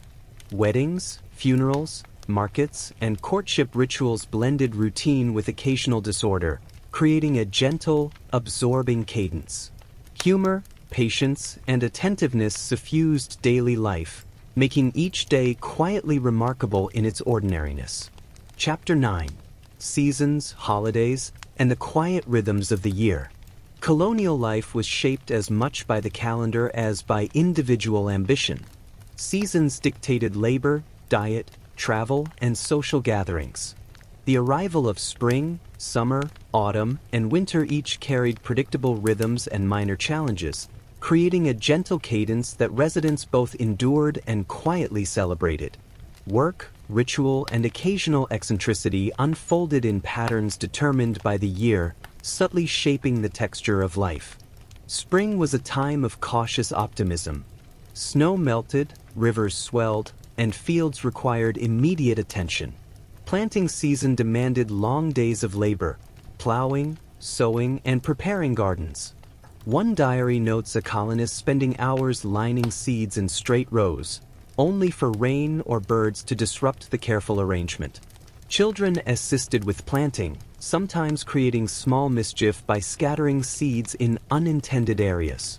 Labor combined diligence with unpredictability, and minor mishaps were quietly recorded, often with understated irony. Spring also brought minor social activity.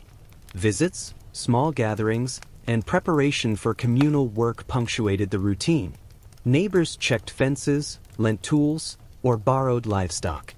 Gentle observation and subtle judgment were constant. Was the garden well tended, the fence straight, the livestock healthy? Minor oversights could provoke mild gossip or quiet correction, yet the rhythm of assistance, observation, and subtle rivalry continued uninterrupted. Summer, predictably, involved harvesting early crops, maintaining fields, and coping with heat and insects. Preservation of food became paramount. Fruits were dried, herbs gathered, and salted meats tended with careful attention. One diary recounts a young girl spending hours arranging herbs for optimal sun exposure while her siblings chased chickens nearby.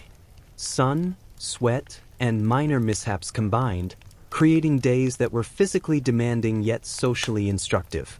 Life proceeded slowly, punctuated by bursts of gentle chaos that reinforced resilience and practical skill. Summer also encouraged leisure and subtle indulgence. Cooling drinks, small swims, and occasional music provided respite. Wealthy colonists might enjoy an afternoon of reading or sewing in the shade, while children played with hoops, dolls, or makeshift toys. Yet work persisted alongside leisure, producing a quiet tension between relaxation and responsibility. Observers might note minor eccentricities, overly neat gardens, unusually embroidered clothing, or carefully arranged seating that subtly highlighted status, personality, and the persistence of order in the midst of nature's unpredictability. Autumn brought both harvest and preparation. Fields were cleared, grain stored, and livestock readied for winter. Small disasters, spilled grain, broken tools, or sudden frost, were frequent, prompting quick adaptation. Families and communities worked together, quietly negotiating labor, space, and timing. One diary describes a minor quarrel over the placement of harvested corn, resolved with gentle compromise. Subtle drama, observation, and collaboration defined the season, blending labor, skill, and social instruction in a slow, absorbing rhythm. Autumn also introduced celebrations and rituals. Religious festivals, communal meals, and minor local fairs punctuated the work-heavy months. Food was central. Pies, roasted meats, and preserved fruits provided both nutrition and occasion for display. Clothing and appearance were carefully monitored, especially among wealthier families. Minor mishaps, a scorched pie, a slightly crooked bonnet, or a fidgeting child, produced gentle amusement, subtle judgment, and occasional storytelling for future months. The combination of labor, ritual, and minor disruption gave each festival a quiet texture that reinforced social cohesion and everyday patterns. Winter, predictably, demanded adaptation and ingenuity. Cold temperatures, snow, and frozen rivers limited travel, increased household labor, and necessitated constant vigilance. Firewood had to be collected and maintained, animals sheltered, and food carefully rationed. Accidents, slipping on ice, breaking tools, or frozen water supplies were common, yet quietly endured. The rhythm of daily chores became more deliberate, slower, and introspective, punctuated by occasional minor mishaps that became part of communal memory. Holidays in winter, particularly Christmas and religious observances, offered moments of social performance. Gift-giving was modest, decorations minimal, and gatherings small. Etiquette dominated. Attire, seating, and conversation were closely observed. Minor deviations, a slightly tattered ribbon, misplaced plate, or misaligned chair, could provoke gentle commentary or subtle correction. Even these small ceremonies, though less elaborate than modern conceptions, carried a rhythm of preparation, observation, and minor drama that reinforced social norms and quiet human connection. Farming cycles dictated most of daily life throughout the year. Fields required attention from planting to harvest, and livestock demanded ongoing care. One diary notes a farmer waking before dawn to milk cows, repair fences, and prepare tools, only to be interrupted by a stubborn mule or a minor structural collapse. Labor was relentless, predictable, and occasionally absurd, providing a slow, absorbing cadence that structured every season. Minor mishaps, spilled feed, trampled crops, or broken equipment, were quietly recorded and corrected, often with mild irony. Weather dictated rhythm as well. Heavy rains, windstorms, and early frosts required adaptation. Homes were drafty and fragile. Barns and fences needed constant attention. Even small miscalculations, leaving a door slightly ajar, failing to stack firewood properly, or misjudging river currents, could produce minor crises. Diaries recorded these incidents with understated humor and gentle resignation, reminding us that life was as much about patience, observation, and small corrections as it was about accomplishment. Community labor remained essential through every season. Barn raisings, fence repairs, and communal harvests required collaboration. Each participant contributed skill, muscle, and observation, producing subtle social dynamics. Minor tensions, who carried the heaviest load, who mismeasured timber, or who spilled a barrel of apples, were absorbed and corrected quietly. Humor, patience, and skill coexisted, creating a rhythm of collaboration that was simultaneously practical, socially instructive, and mildly amusing. Pets, children, and household management intersected with seasonal labor in subtle ways. Animals required feeding, shelter, and monitoring, while children assisted with chores and play. One diary recounts a dog chasing geese during harvest, causing a brief flurry of activity while children attempted to herd animals back into place. Household routines, baking, sewing, cleaning, adapted to seasonal constraints, producing minor frustration, ingenuity, and quiet humor. The rhythm of life remained deliberate, absorbing, and gently punctuated by minor crises. Even the elite experienced seasonal eccentricities. Wealthy households prepared for winter with layered clothing, preserved foods, and meticulous planning. Minor incidents, spilled preserves, misaligned furniture, or a servant's forgotten task, were absorbed with mild exasperation. Gardens and lawns were tended obsessively, sometimes while children or pets created minor disruption. Attention to detail persisted, blending practicality, ritual, and quiet amusement. Life, even in privilege, required adaptation to the natural rhythm of the year. Health routines adjusted with the seasons. Cold months increased risk of respiratory ailments. Hot months brought digestive troubles and insect-borne irritations. Remedies combined herbal treatments, careful diets, and ritualized observation. Diaries recount careful monitoring of minor symptoms, with family members assigned to attention, care, and recording. Even minor ailments became occasions for observation, mild intervention, and subtle learning, creating patterns of care that were repetitive, deliberate, and quietly absorbing. Finally, the slow, deliberate cadence of colonial life, shaped by seasons, labor, social events, and household routines, created a rhythm that combined repetition, minor mishaps, and gentle humor. Spring planting, summer harvesting, autumn preparation, and winter insulation each produced their own patterns of attention, observation, and subtle drama. Work, leisure, ritual, and community dynamics blended seamlessly, punctuated by minor crises that tested patience, ingenuity, and resilience. As you drift past these seasonal scenes tonight, the child scattering seeds, the dog chasing geese, the farmer repairing a fence, the family arranging preserved fruits, you can feel the gentle pulse of colonial life. It was slow, repetitive, occasionally absurd, and quietly absorbing. Seasons dictated work, play, and ritual, creating a pattern that, while mundane, was filled with subtle observation, minor eccentricity, and persistent human ingenuity. Life moved predictably yet unpredictably, producing a rhythm that is both calming and strangely fascinating when viewed from a safe, warm distance. Chapter 10. Travel, Letters, and the Gentle Chaos of Movement. Travel in colonial America was slow, laborious, and occasionally absurd. Roads were often little more than dirt tracks, winding through forests, across rivers, and over uneven terrain. Horses, carts, and occasionally small boats were the primary modes of transport, each with its own quirks, limitations, and occasional minor disasters. Even a short journey could require preparation, patience, and a sense of humor.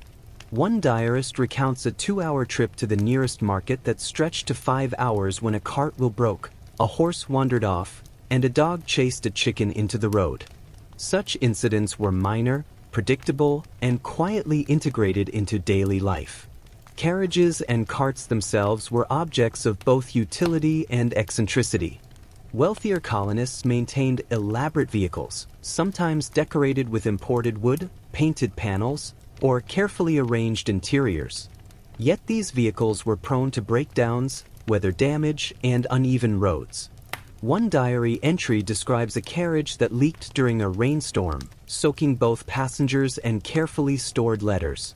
The combination of elegance and vulnerability produced a subtle tension. Beauty and status were always shadowed by the inevitability of minor mishap. Horseback travel offered its own set of challenges. Riding required skill, balance, and patience, particularly on poorly maintained trails. Animals, like their human counterparts, could be unpredictable. A horse might balk at a log, stray into a muddy puddle, or become startled by a sudden sound.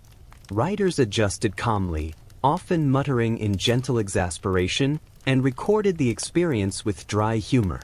Children, too, learned to ride, sometimes creating small chaos by chasing animals, wandering off trails, or dropping parcels mid-journey. Travel, even when necessary, provided endless opportunities for subtle observation and minor storytelling. Water travel, while sometimes faster, was no less eccentric. Rivers, lakes, and coastal waters offered routes for goods, passengers, and letters. Boats varied from small canoes to larger merchant vessels, each with its quirks. Currents, wind, and weather shaped every journey. One diary recounts a small boat capsizing in a shallow stream, spilling letters, tools, and a basket of apples. Recovery was slow and careful. Humor, patience, and observation guided the response. Water travel demanded coordination, adaptability, and a gentle awareness of unpredictability. Letters were central to colonial communication. Mail systems were rudimentary, relying on riders, travelers, and occasionally dedicated couriers. Letters were often delayed, lost, or damaged by weather, animals, or simple human error. One diarist notes waiting weeks for a single letter, only to discover it soaked from rain and smeared with ink. Despite the challenges, correspondence remained vital. Letters contained news, instruction, and social updates. Their delivery required patience, ingenuity, and occasional improvisation. The act of sending or receiving a letter could involve minor drama. Writers were often late, horses tired or lost, and parcels misplaced. One diary recounts a gentleman carefully wrapping a letter with wax and string, only to have it torn by a dog before dispatch. The correspondence ultimately arrived, slightly mangled, accompanied by a note explaining the mishap.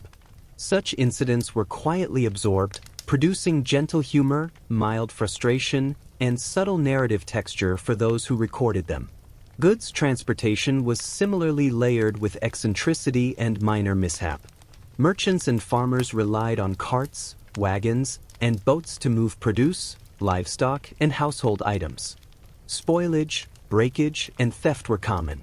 One diary describes a cartload of apples arriving partially crushed, prompting a mix of irritation, practical adjustment, and quiet amusement. Observers noted who packed carefully, who supervised poorly, and who adapted creatively. Logistics, patience, and minor ingenuity dominated these mundane but essential activities. Travel also shaped social interaction. Encounters with neighbors, fellow travelers, and curious onlookers produced opportunities for observation, mild gossip, and subtle performance. One diarist recounts pausing on a bridge to exchange news with a passing farmer, noting clothing, gait, and minor eccentricities. Journeys became narratives in themselves, stories of movement, minor accidents, and human adaptability that were later recounted in letters and diaries. Roadside inns and way stations provided brief respite.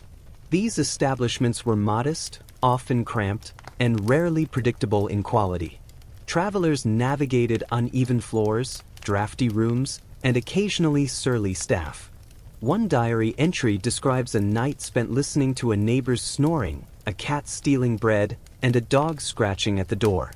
Comfort was relative, but the experience offered small moments of humor, observation, and gentle storytelling.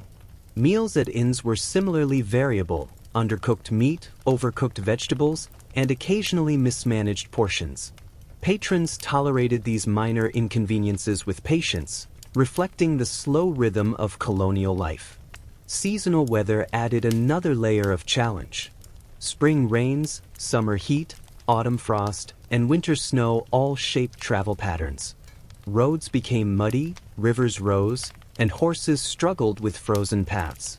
Travelers adjusted schedules, loaded vehicles carefully, and sometimes postponed journeys altogether. Minor mishaps were inevitable: a cartwheel sinking into mud, a horse slipping on ice, or a small flood delaying a boat. Diaries and letters recounted these events with understated humor, reflecting patience and observation rather than panic. Community observation was constant. Travelers noted neighbors' homes, gardens, livestock, and behavior. Missteps, a slightly crooked fence, an improperly stacked firewood pile, or a misaligned roof, were quietly recorded. Travelers' accounts often combined practical guidance, subtle judgment, and gentle irony. These observations reinforced social norms, encouraged careful planning, and provided material for letters, gossip, or personal diaries.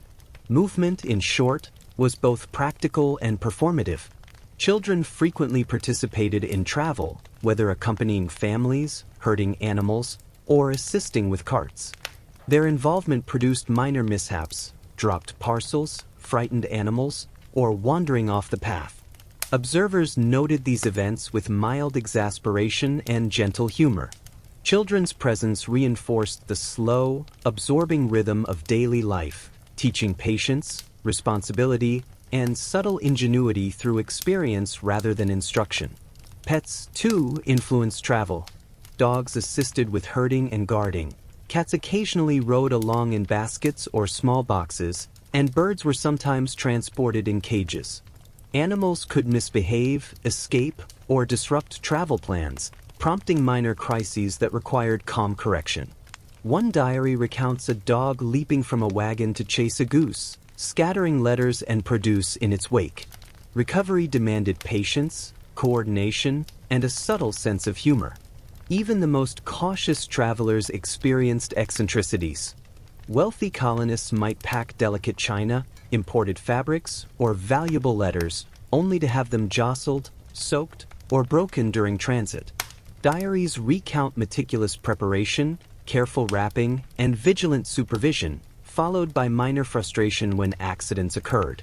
These incidents punctuated otherwise slow, deliberate journeys, blending observation, ingenuity, and gentle humor. Postal routes were uneven and irregular.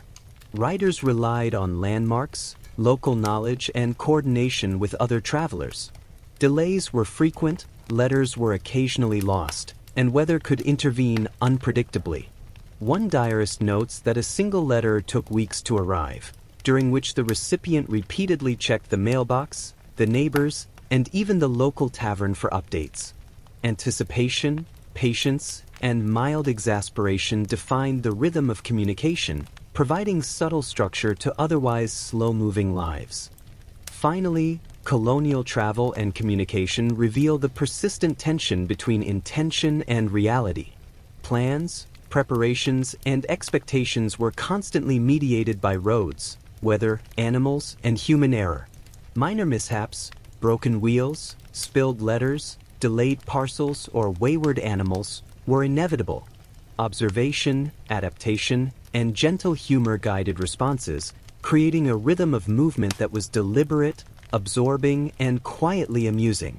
Travelers, merchants, and correspondents alike learned patience, attentiveness, and subtle creativity through each journey, turning routine into narrative and motion into a slow, absorbing drama. As you drift past these scenes tonight, the horse balking at a log, the dog scattering letters, the child trailing behind a wagon, the traveler patiently rewrapping a soaked parcel, you can feel the gentle pulse of colonial movement. Travel was slow, methodical, occasionally absurd, and always quietly absorbing. Letters, parcels, carts, and boats intertwined with weather, community, and minor mishap, producing a rhythm that was repetitive, gentle, and oddly comforting in its predictability and unpredictability alike. Chapter 11: Learning, Apprenticeships, and the Quiet Curiosity of Colonial Minds. Education in colonial America was a deliberate, often slow-moving process, influenced by class, gender, and geography. Not every child learned to read, write, or calculate, but among those who did, routines were rigorous, repetitive, and occasionally absurd. Lessons were often memorized, recited, and corrected with meticulous care. One diary recounts a young boy repeating the alphabet until his tongue hurt, while his sister practiced embroidery patterns in precise alignment with her mother's instructions. Discipline, repetition, and minor eccentricity defined the rhythm of learning. Formal schooling was rare in rural areas, where children supplemented basic literacy with household or farm instruction. Tutors existed for wealthier families, providing instruction in Latin, French, arithmetic, and geography. Lessons were slow, deliberate, and often punctuated by minor mishaps, spilled ink, broken quills, or misaligned letters. Diaries recount these small events with gentle humor. A pupil might accidentally blot the page, mispronounce a word, or become distracted by a passing bird. These tiny disruptions were absorbed, corrected, and sometimes transformed into anecdotal stories later retold in letters or journals. Apprenticeships provided another layer of learning, especially for boys destined for trade, commerce, or skilled craft. A young apprentice might spend years under the supervision of a master, performing menial tasks while gradually absorbing specialized skills. The process was slow, repetitive, and occasionally mildly humiliating. Diaries note apprentices spilling ink, mismeasuring wood, or bungling tools, producing quiet frustration for masters and gentle embarrassment for pupils. Yet the rhythm of instruction, correction, and observation instilled skill, patience, and subtle discipline. Girls, meanwhile, focused on domestic education, sewing, embroidery, spinning, and household management. These skills were essential, shaping future roles as wives, mothers, and household overseers. Lessons were repetitive, precise, and occasionally obsessive. One diary recounts a young girl rearranging threads repeatedly, striving for perfect alignment while a cat sprawled across the windowsill, occasionally knocking materials onto the floor. Mistakes were quietly noted, corrected, and occasionally transformed into small moments of amusement for observers. Religious instruction was central to most colonial learning. Scripture reading, memorization of prayers, and moral reflections structured daily routines. Deviations, whether minor mispronunciations, forgotten lines, or inattentive behavior, prompted gentle correction, quiet admonishment, or ritualized repetition. One diarist notes children repeating a prayer so many times that the words lost all meaning, yet the discipline and ritual persisted. The repetition itself became part of the rhythm of learning, subtly shaping behavior and observation. Community schools, though rare, introduced further eccentricities. A single schoolhouse might serve dozens of children of varying ages, requiring ingenuity and patience from teachers. Discipline was maintained through observation, minor correction, and careful organization of tasks. Diaries note incidents such as children arriving late, quarreling over seating, or mispronouncing lessons aloud. Teachers navigated these minor disruptions with patience, subtly blending instruction, social management, and gentle humor into each day's routine. Books, though scarce and valuable, were central to intellectual life. Families treasured almanacs, religious texts, and instructional manuals. Reading aloud was common, often producing minor mishaps, smudged ink, torn pages, or a sudden sneeze scattering papers. One diary recounts a child reading aloud to a parent, pausing repeatedly to correct mispronunciations while a dog chewed on a bookmark. These small incidents were absorbed into the rhythm of education, blending curiosity, discipline, and minor chaos. Practical skills, alongside intellectual learning, dominated colonial instruction. Boys learned carpentry, blacksmithing, or farming techniques. Girls learned weaving, cooking, and household management. Training required patience, repetition, and observation. Mistakes, crooked cuts, spilled flour, mismeasured ingredients were inevitable. Diaries frequently recount minor errors, gentle correction, and slow mastery. Subtle humor, human patience, and resilience were embedded in these routines, producing quiet fascination when later observed. Apprentices and students often participated in minor social observation. They noted neighbors' techniques, household arrangements, and the quirks of teachers or masters. Diaries record subtle irony. A young boy observes the master fussing over a tool while mismeasuring a plank. A girl notices her sister's embroidery slightly askew, quietly correcting it when no one watches. Observation, correction, and subtle humor reinforced learning, creating a rhythm that was slow, deliberate, and quietly absorbing. The relationship between teacher and pupil often revealed eccentricity. Masters were sometimes obsessive about minutiae, the angle of a cut, the polish of a tool, or the exact alignment of a stitch.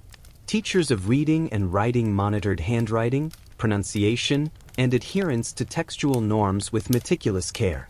Diaries recount minor frustrations, a child's ink smearing, a misaligned letter, or the repeated correction of a single phrase. Yet these routines instilled discipline, attention to detail, and subtle human observation.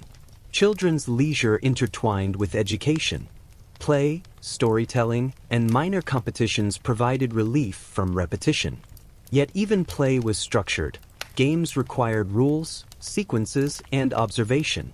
Minor mishaps, dropped hoops, misplaced toys, or accidental collisions, were absorbed into daily rhythm, producing mild amusement and quiet narrative opportunities. Learning and play were intertwined, creating slow, absorbing days filled with subtle discipline, minor eccentricity, and gentle observation. Religious, practical, and intellectual education overlapped. Children learned moral principles alongside reading, arithmetic, and household skills. One diary notes a boy counting beads while reciting scripture, correcting mispronunciations while measuring grain. Such overlap produced layered routines where education, observation, and minor eccentricities coexisted. Mistakes, minor chaos, and subtle humor were integral, producing a gentle rhythm of life that was absorbing and quietly instructive. Household routines reinforced intellectual and practical learning. Children assisted with meals, chores, and animal care, applying observation, measurement, and discipline in real time. Diaries recount minor disruptions: a spilled pail of water, a tripped-over basket, or a distracted animal. These incidents, while frustrating in the moment, became learning opportunities, subtly teaching patience, adaptation, and careful attention. Life was repetitive, slow, and occasionally absurd, yet instructive in its quiet rhythm. Finally, the combination of formal schooling, apprenticeships, practical skill development, and domestic instruction created a uniquely textured educational environment. Learning was slow, deliberate, and occasionally eccentric. Mistakes were inevitable. Minor mishaps were quietly observed and corrected. Humor, patience, and subtle ingenuity were constant companions. Children absorbed both skill and social expectation, producing a rhythm of life that was simultaneously structured, mildly absurd, and quietly absorbing. As you drift past these scenes tonight, the boy repeating letters while a dog chews a bookmark, the girl rearranging threads for perfect alignment, the apprentice mismeasuring a plank, the household quietly correcting minor errors, you can sense the gentle pulse of colonial education. Learning was repetitive, absorbing, occasionally absurd, and quietly structured.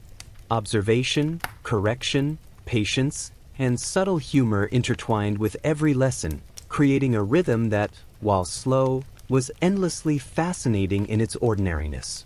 Chapter 12: Faith, Superstition, and the Gentle Pulse of Belief. Religion was the quiet backbone of colonial life. It shaped daily routines, moral expectations, and communal behavior. Sermons, prayers, and ritualized observances created a rhythm that structured both the mundane and the ceremonial. Houses, farms, and town squares bore subtle reminders of spiritual priorities: Bibles carefully positioned on tables, prayer books tucked beside chairs, and symbolic decorations marking sacred days. Faith was not just a matter of belief, it was a gentle, omnipresent framework guiding thought, labor, and interaction. Church attendance was central. Sundays were predictable, solemn, and slightly monotonous for younger attendees. Children fidgeted quietly in pews, whispering occasionally, or admiring the neat alignment of hymnals. Adults, meanwhile, measured every action, every glance, and every gesture against a backdrop of moral expectation. One diarist recounts a neighbor silently frowning at a slightly crooked bonnet, noting the deviation as a minor spiritual concern. Observation, correction, and subtle judgment formed part of the regular cadence of life, quietly reinforcing community norms. Clergy wielded both authority and eccentricity. Some preachers were somber and deliberate, others florid and excitable, often combining lengthy exposition with minor idiosyncrasies. One minister reportedly paused mid-sermon to adjust his wig repeatedly, prompting gentle murmurs of amusement in the congregation. Another insisted upon a precise cadence of prayer, occasionally scolding children for even minor deviations. These quirks were quietly noted, absorbed, and occasionally retold in diaries, producing subtle amusement alongside spiritual instruction. Religious instruction extended into the home. Families recited prayers, read scripture, and discussed moral conduct daily. Deviations, mispronunciations, forgotten lines, or inattentive behavior were corrected patiently. One diary describes a young boy repeatedly confusing similar-sounding words in a Bible passage while a cat attempted to knead the pages. Minor errors were gently corrected, producing a rhythm of repetition, attention, and subtle humor. Faith was intertwined with daily life, quietly structuring thought, speech, and domestic routines. Superstitions mingled seamlessly with religion. Colonists often attributed minor misfortune to spiritual imbalance, malevolent forces, or improper ritual observance. A child falling ill might provoke a combination of prayer, herbal remedy, and symbolic protection. One diarist recounts a mother carefully sprinkling salt around a threshold while reciting a psalm, convinced it would keep misfortune at bay. Such practices were both ritualistic and practical, blending observation, repetition, and subtle eccentricity into everyday life. Folk remedies and charms complemented faith. Amulets, small pouches of herbs, and ritualized objects were used to ward off illness or misfortune. One diary notes a man carrying a small sachet of dried flowers in his coat pocket during a journey, partly for protection, partly for reassurance. These items, often carefully recorded in diaries or letters, provided a gentle psychological comfort while reinforcing subtle social norms and personal habits. Faith, superstition, and minor ritual combined to create a slow, absorbing rhythm of precaution and observation. Festivals and holy days produced quiet bursts of communal activity. Christmas, Easter, and other religious occasions involved structured ceremonies, small gatherings, and subtle displays of status.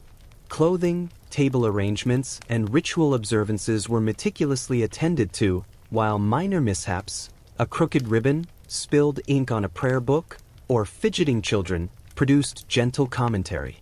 These events, though carefully organized, retained a slight unpredictability that made them quietly absorbing for participants and observers alike. Moral instruction extended beyond formal sermons and scripture. Conduct within households, fields, and workshops was observed, corrected, and recorded. Diaries note subtle judgment. A servant speaking out of turn, a child wandering during prayer, or a neighbor's fence slightly crooked. These minor infractions were corrected gently, sometimes with humor, sometimes with patience, always reinforcing the broader rhythm of moral and social expectation. Faith, in this context, acted as both guide and background hum for daily life. Confession and reflection were often quiet, subtle activities. Families and individuals engaged in private meditation or journaling, recording thoughts, minor misdeeds, and observations. One diary recounts a young girl noting her impatience during chores, her mispronunciation in scripture, and the misalignment of her embroidery stitches. Reflection reinforced patience, observation, and subtle self-correction. Faith shaped thought as much as behavior, producing a slow, absorbing rhythm of introspection interwoven with daily tasks. Eccentric rituals were common, particularly in smaller towns or isolated households. Blessings before meals, protective gestures, and symbolic observances were performed with precision and attention. Diaries recount practices such as touching a doorframe with a small herb bundle before leaving the house, aligning objects on a mantelpiece according to a superstition, or reciting a psalm while repairing tools. These practices were partly protective, partly reassuring, and partly performative, blending routine with subtle humor and quiet human ingenuity. Death and mourning were guided by faith and social expectation. Funerals involved careful preparation, specific attire, and ritualized conduct. Minor mishaps, a tripping child, a misaligned coffin, or spilled flowers, were quietly absorbed into the ceremony. Diaries note these incidents with understated irony, balancing solemnity with human observation.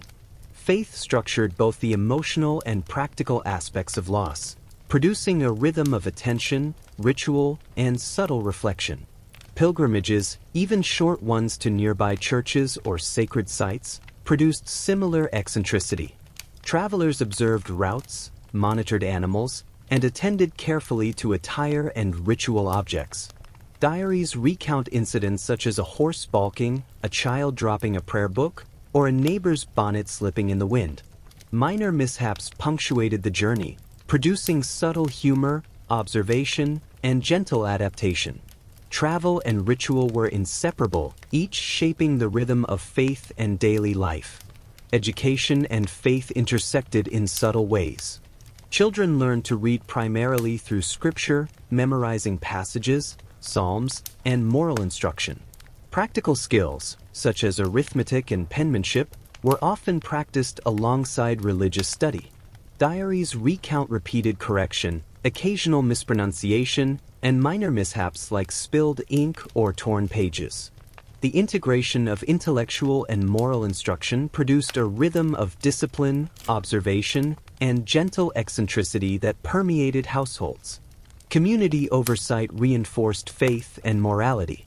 Townsfolk observed behavior, corrected minor lapses, and celebrated adherence to custom. Diaries note observations of small transgressions, a slightly crooked window shutter, a minor quarrel, or a forgotten task. Correction was quiet and deliberate, often accompanied by gentle humor. Faith, morality, and observation created a slow, absorbing rhythm that structured social life as much as personal belief. Finally, the combination of religion, superstition, moral observation, and ritual produced a uniquely textured environment. Faith shaped thought, labor, domestic life, and social behavior. Minor mishaps, eccentric rituals, and subtle humor punctuated each day. Diaries, letters, and personal reflection recorded these moments, blending human eccentricity, observation, and patience into the fabric of daily life. As you drift past these scenes tonight, the child fidgeting in the pew, the mother sprinkling salt at the threshold, the young boy repeating a psalm aloud, the neighbor quietly correcting a crooked fence, you can sense the gentle pulse of colonial faith. Religion, superstition, and ritual structured life in slow, absorbing patterns. Minor mishaps, observation, and subtle humor softened solemnity, creating a rhythm that was repetitive, calm, and quietly fascinating in its ordinariness. Chapter 13. Kitchens, Meals, and the Gentle Chaos of Colonial Cooking. Food in colonial America was central not just to survival, but to rhythm, social life, and domestic order. Kitchens were bustling, yet quietly controlled spaces where work, observation, and minor mishaps unfolded daily. Fireplaces dominated, serving as both oven and hearth, while copper pots, cast iron skillets, and wooden utensils shaped every culinary task. Meals followed a predictable pattern, yet the execution required patience, skill, and a tolerance for minor chaos. Breakfast was generally simple, though its preparation could be surprisingly involved. Cornmeal porridge, bread, and occasionally salted meat or fish appeared on tables. Water or ale might accompany the meal. Diaries often note the minor mishaps: porridge burning in the bottom of the pot, bread collapsing after baking, or ale spilling onto freshly swept floors. Such incidents were quietly corrected, producing a rhythm of repetitive labor, observation, and gentle humor. Even minor errors became opportunities for subtle storytelling or mild reflection. Lunch and dinner demanded more planning. Meals often included roasted meats, vegetables, soups, and stews. Preparation involved chopping, boiling, and roasting, often simultaneously. One diary recounts a cook accidentally dropping a pot of beans, prompting a cascade of minor disruption as children, pets, and assistants scrambled to contain the mess. Spices, herbs, and seasoning were used sparingly, partly for flavor, partly to mask minor imperfections. Observers noted careful arrangement, occasional misalignment, and subtle attention to detail, producing a quiet interplay of labor, skill, and human eccentricity. Preservation was essential. Salted meats, pickled vegetables, dried fruits, and stored grains required careful monitoring. Minor errors, oversalting, improperly dried herbs, or spoiled grains, were inevitable. One diary recounts a pantry mishap: a barrel of beans cracked open, scattering contents across the floor while a cat watched with mild amusement.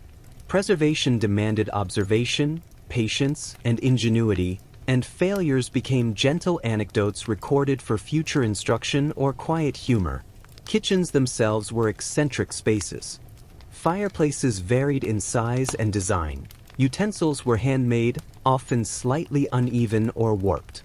One diary notes a skillet with a slight bulge causing uneven cooking, while another records a ladle that always dripped on the floor.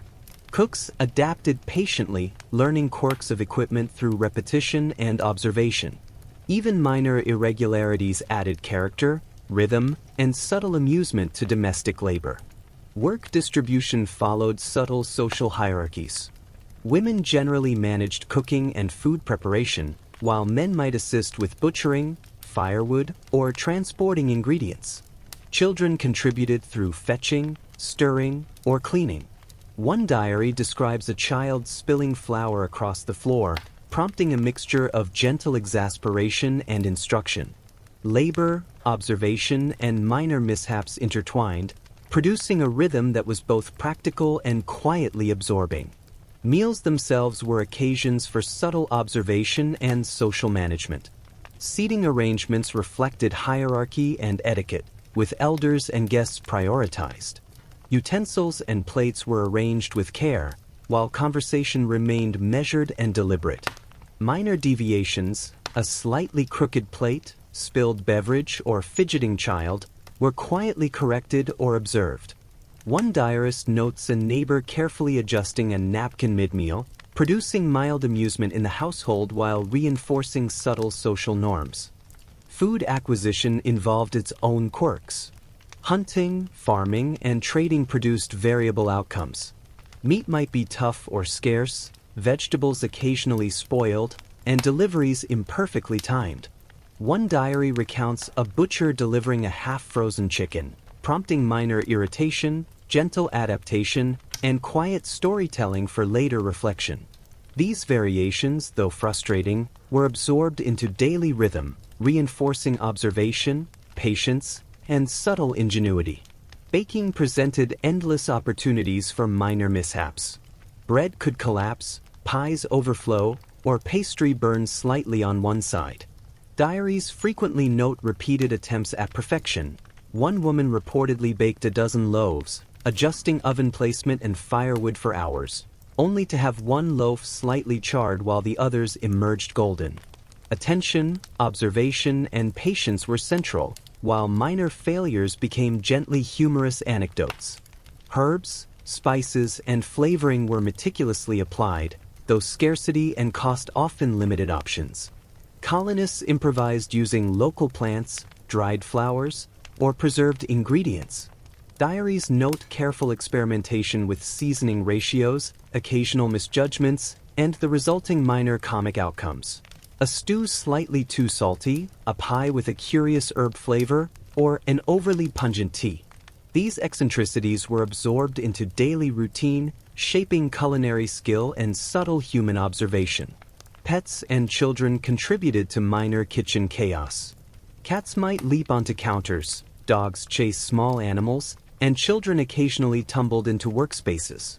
One diarist recounts a dog knocking over a bowl of dough while a child tried to retrieve a rolling pin, creating a cascade of minor disruption. Such incidents were absorbed with patience, gentle correction, and mild amusement, blending observation, labor, and domestic performance. Special occasions, festivals, religious observances, and family events added additional layers of labor and eccentricity. Larger meals required planning, precise execution, and careful attention to detail. One diary notes a family preparing a holiday feast while managing spilled flour, burned meat, and fidgeting children. Despite minor mishaps, meals were successfully presented, producing subtle pride, gentle humor, and a quiet rhythm of shared labor. Beverages also played a role. Tea, coffee, cider, and ale were consumed regularly, though preparation involved careful attention. One diary recounts a kettle boiling over, scattering water across the hearth and producing minor irritation alongside gentle laughter.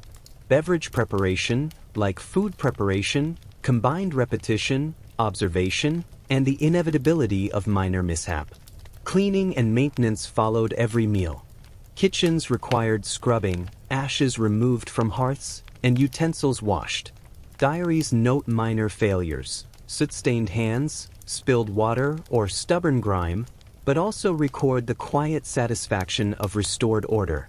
Labor, observation, and attention to detail blended with mild humor, reinforcing the slow, absorbing rhythm of domestic life. Food storage demanded ingenuity. Root cellars, dry storage, and ice preservation were used to maintain supply through changing seasons. Minor mishaps, spoiled vegetables, leaky barrels, or accidental animal intrusion were inevitable. One diary describes a mouse discovered in a barrel of oats, prompting gentle exasperation, minor adjustments, and eventual storytelling for future reference.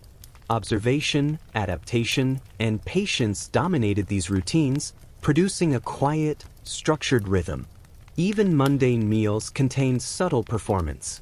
Cutting bread evenly, arranging meat slices, or placing vegetables symmetrically reflected both practical skill and social expectation.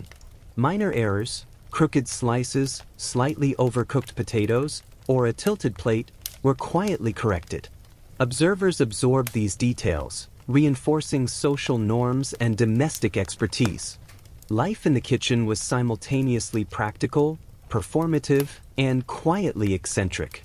Finally, the combination of preparation, cooking, preservation, and domestic observation created a uniquely textured environment. Kitchens were centers of labor, learning, and subtle humor.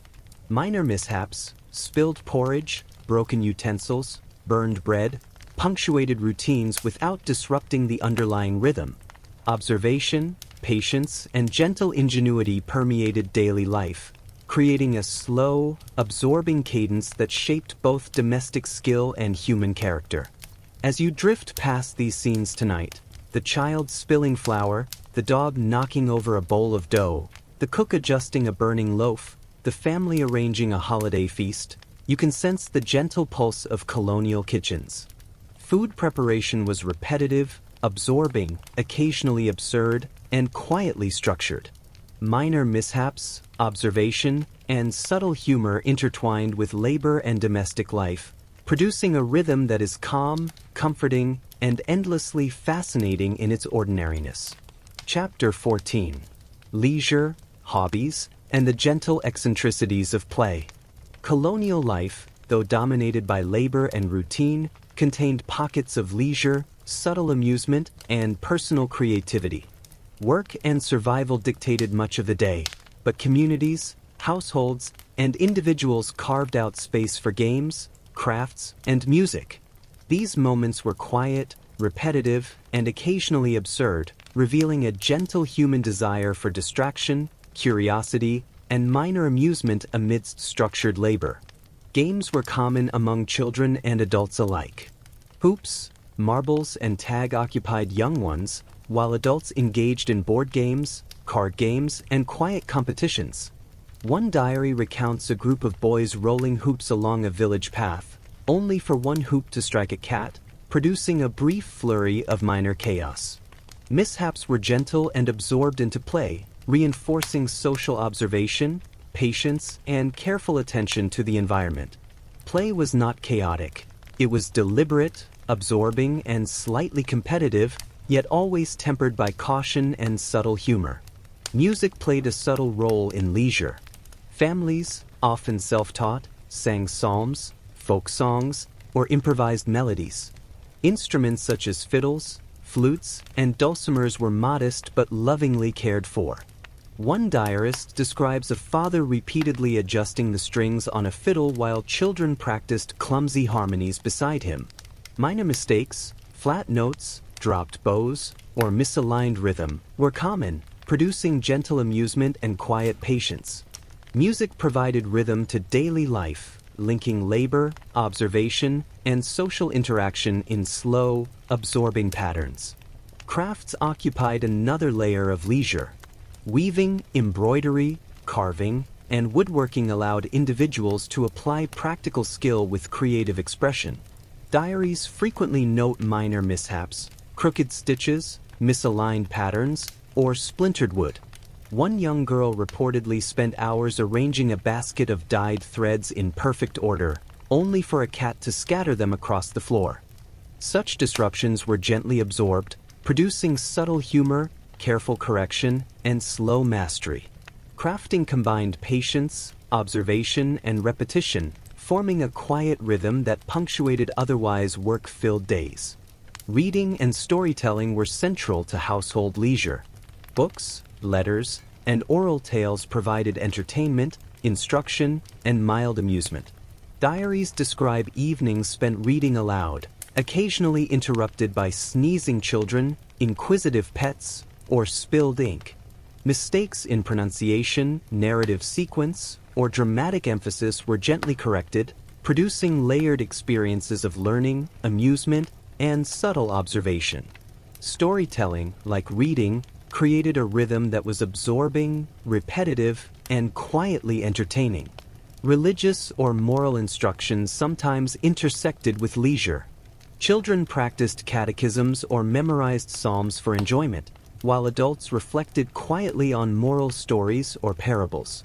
Diaries note gentle frustration when children mispronounced lines or forgot sequences, followed by patient correction and eventual repetition.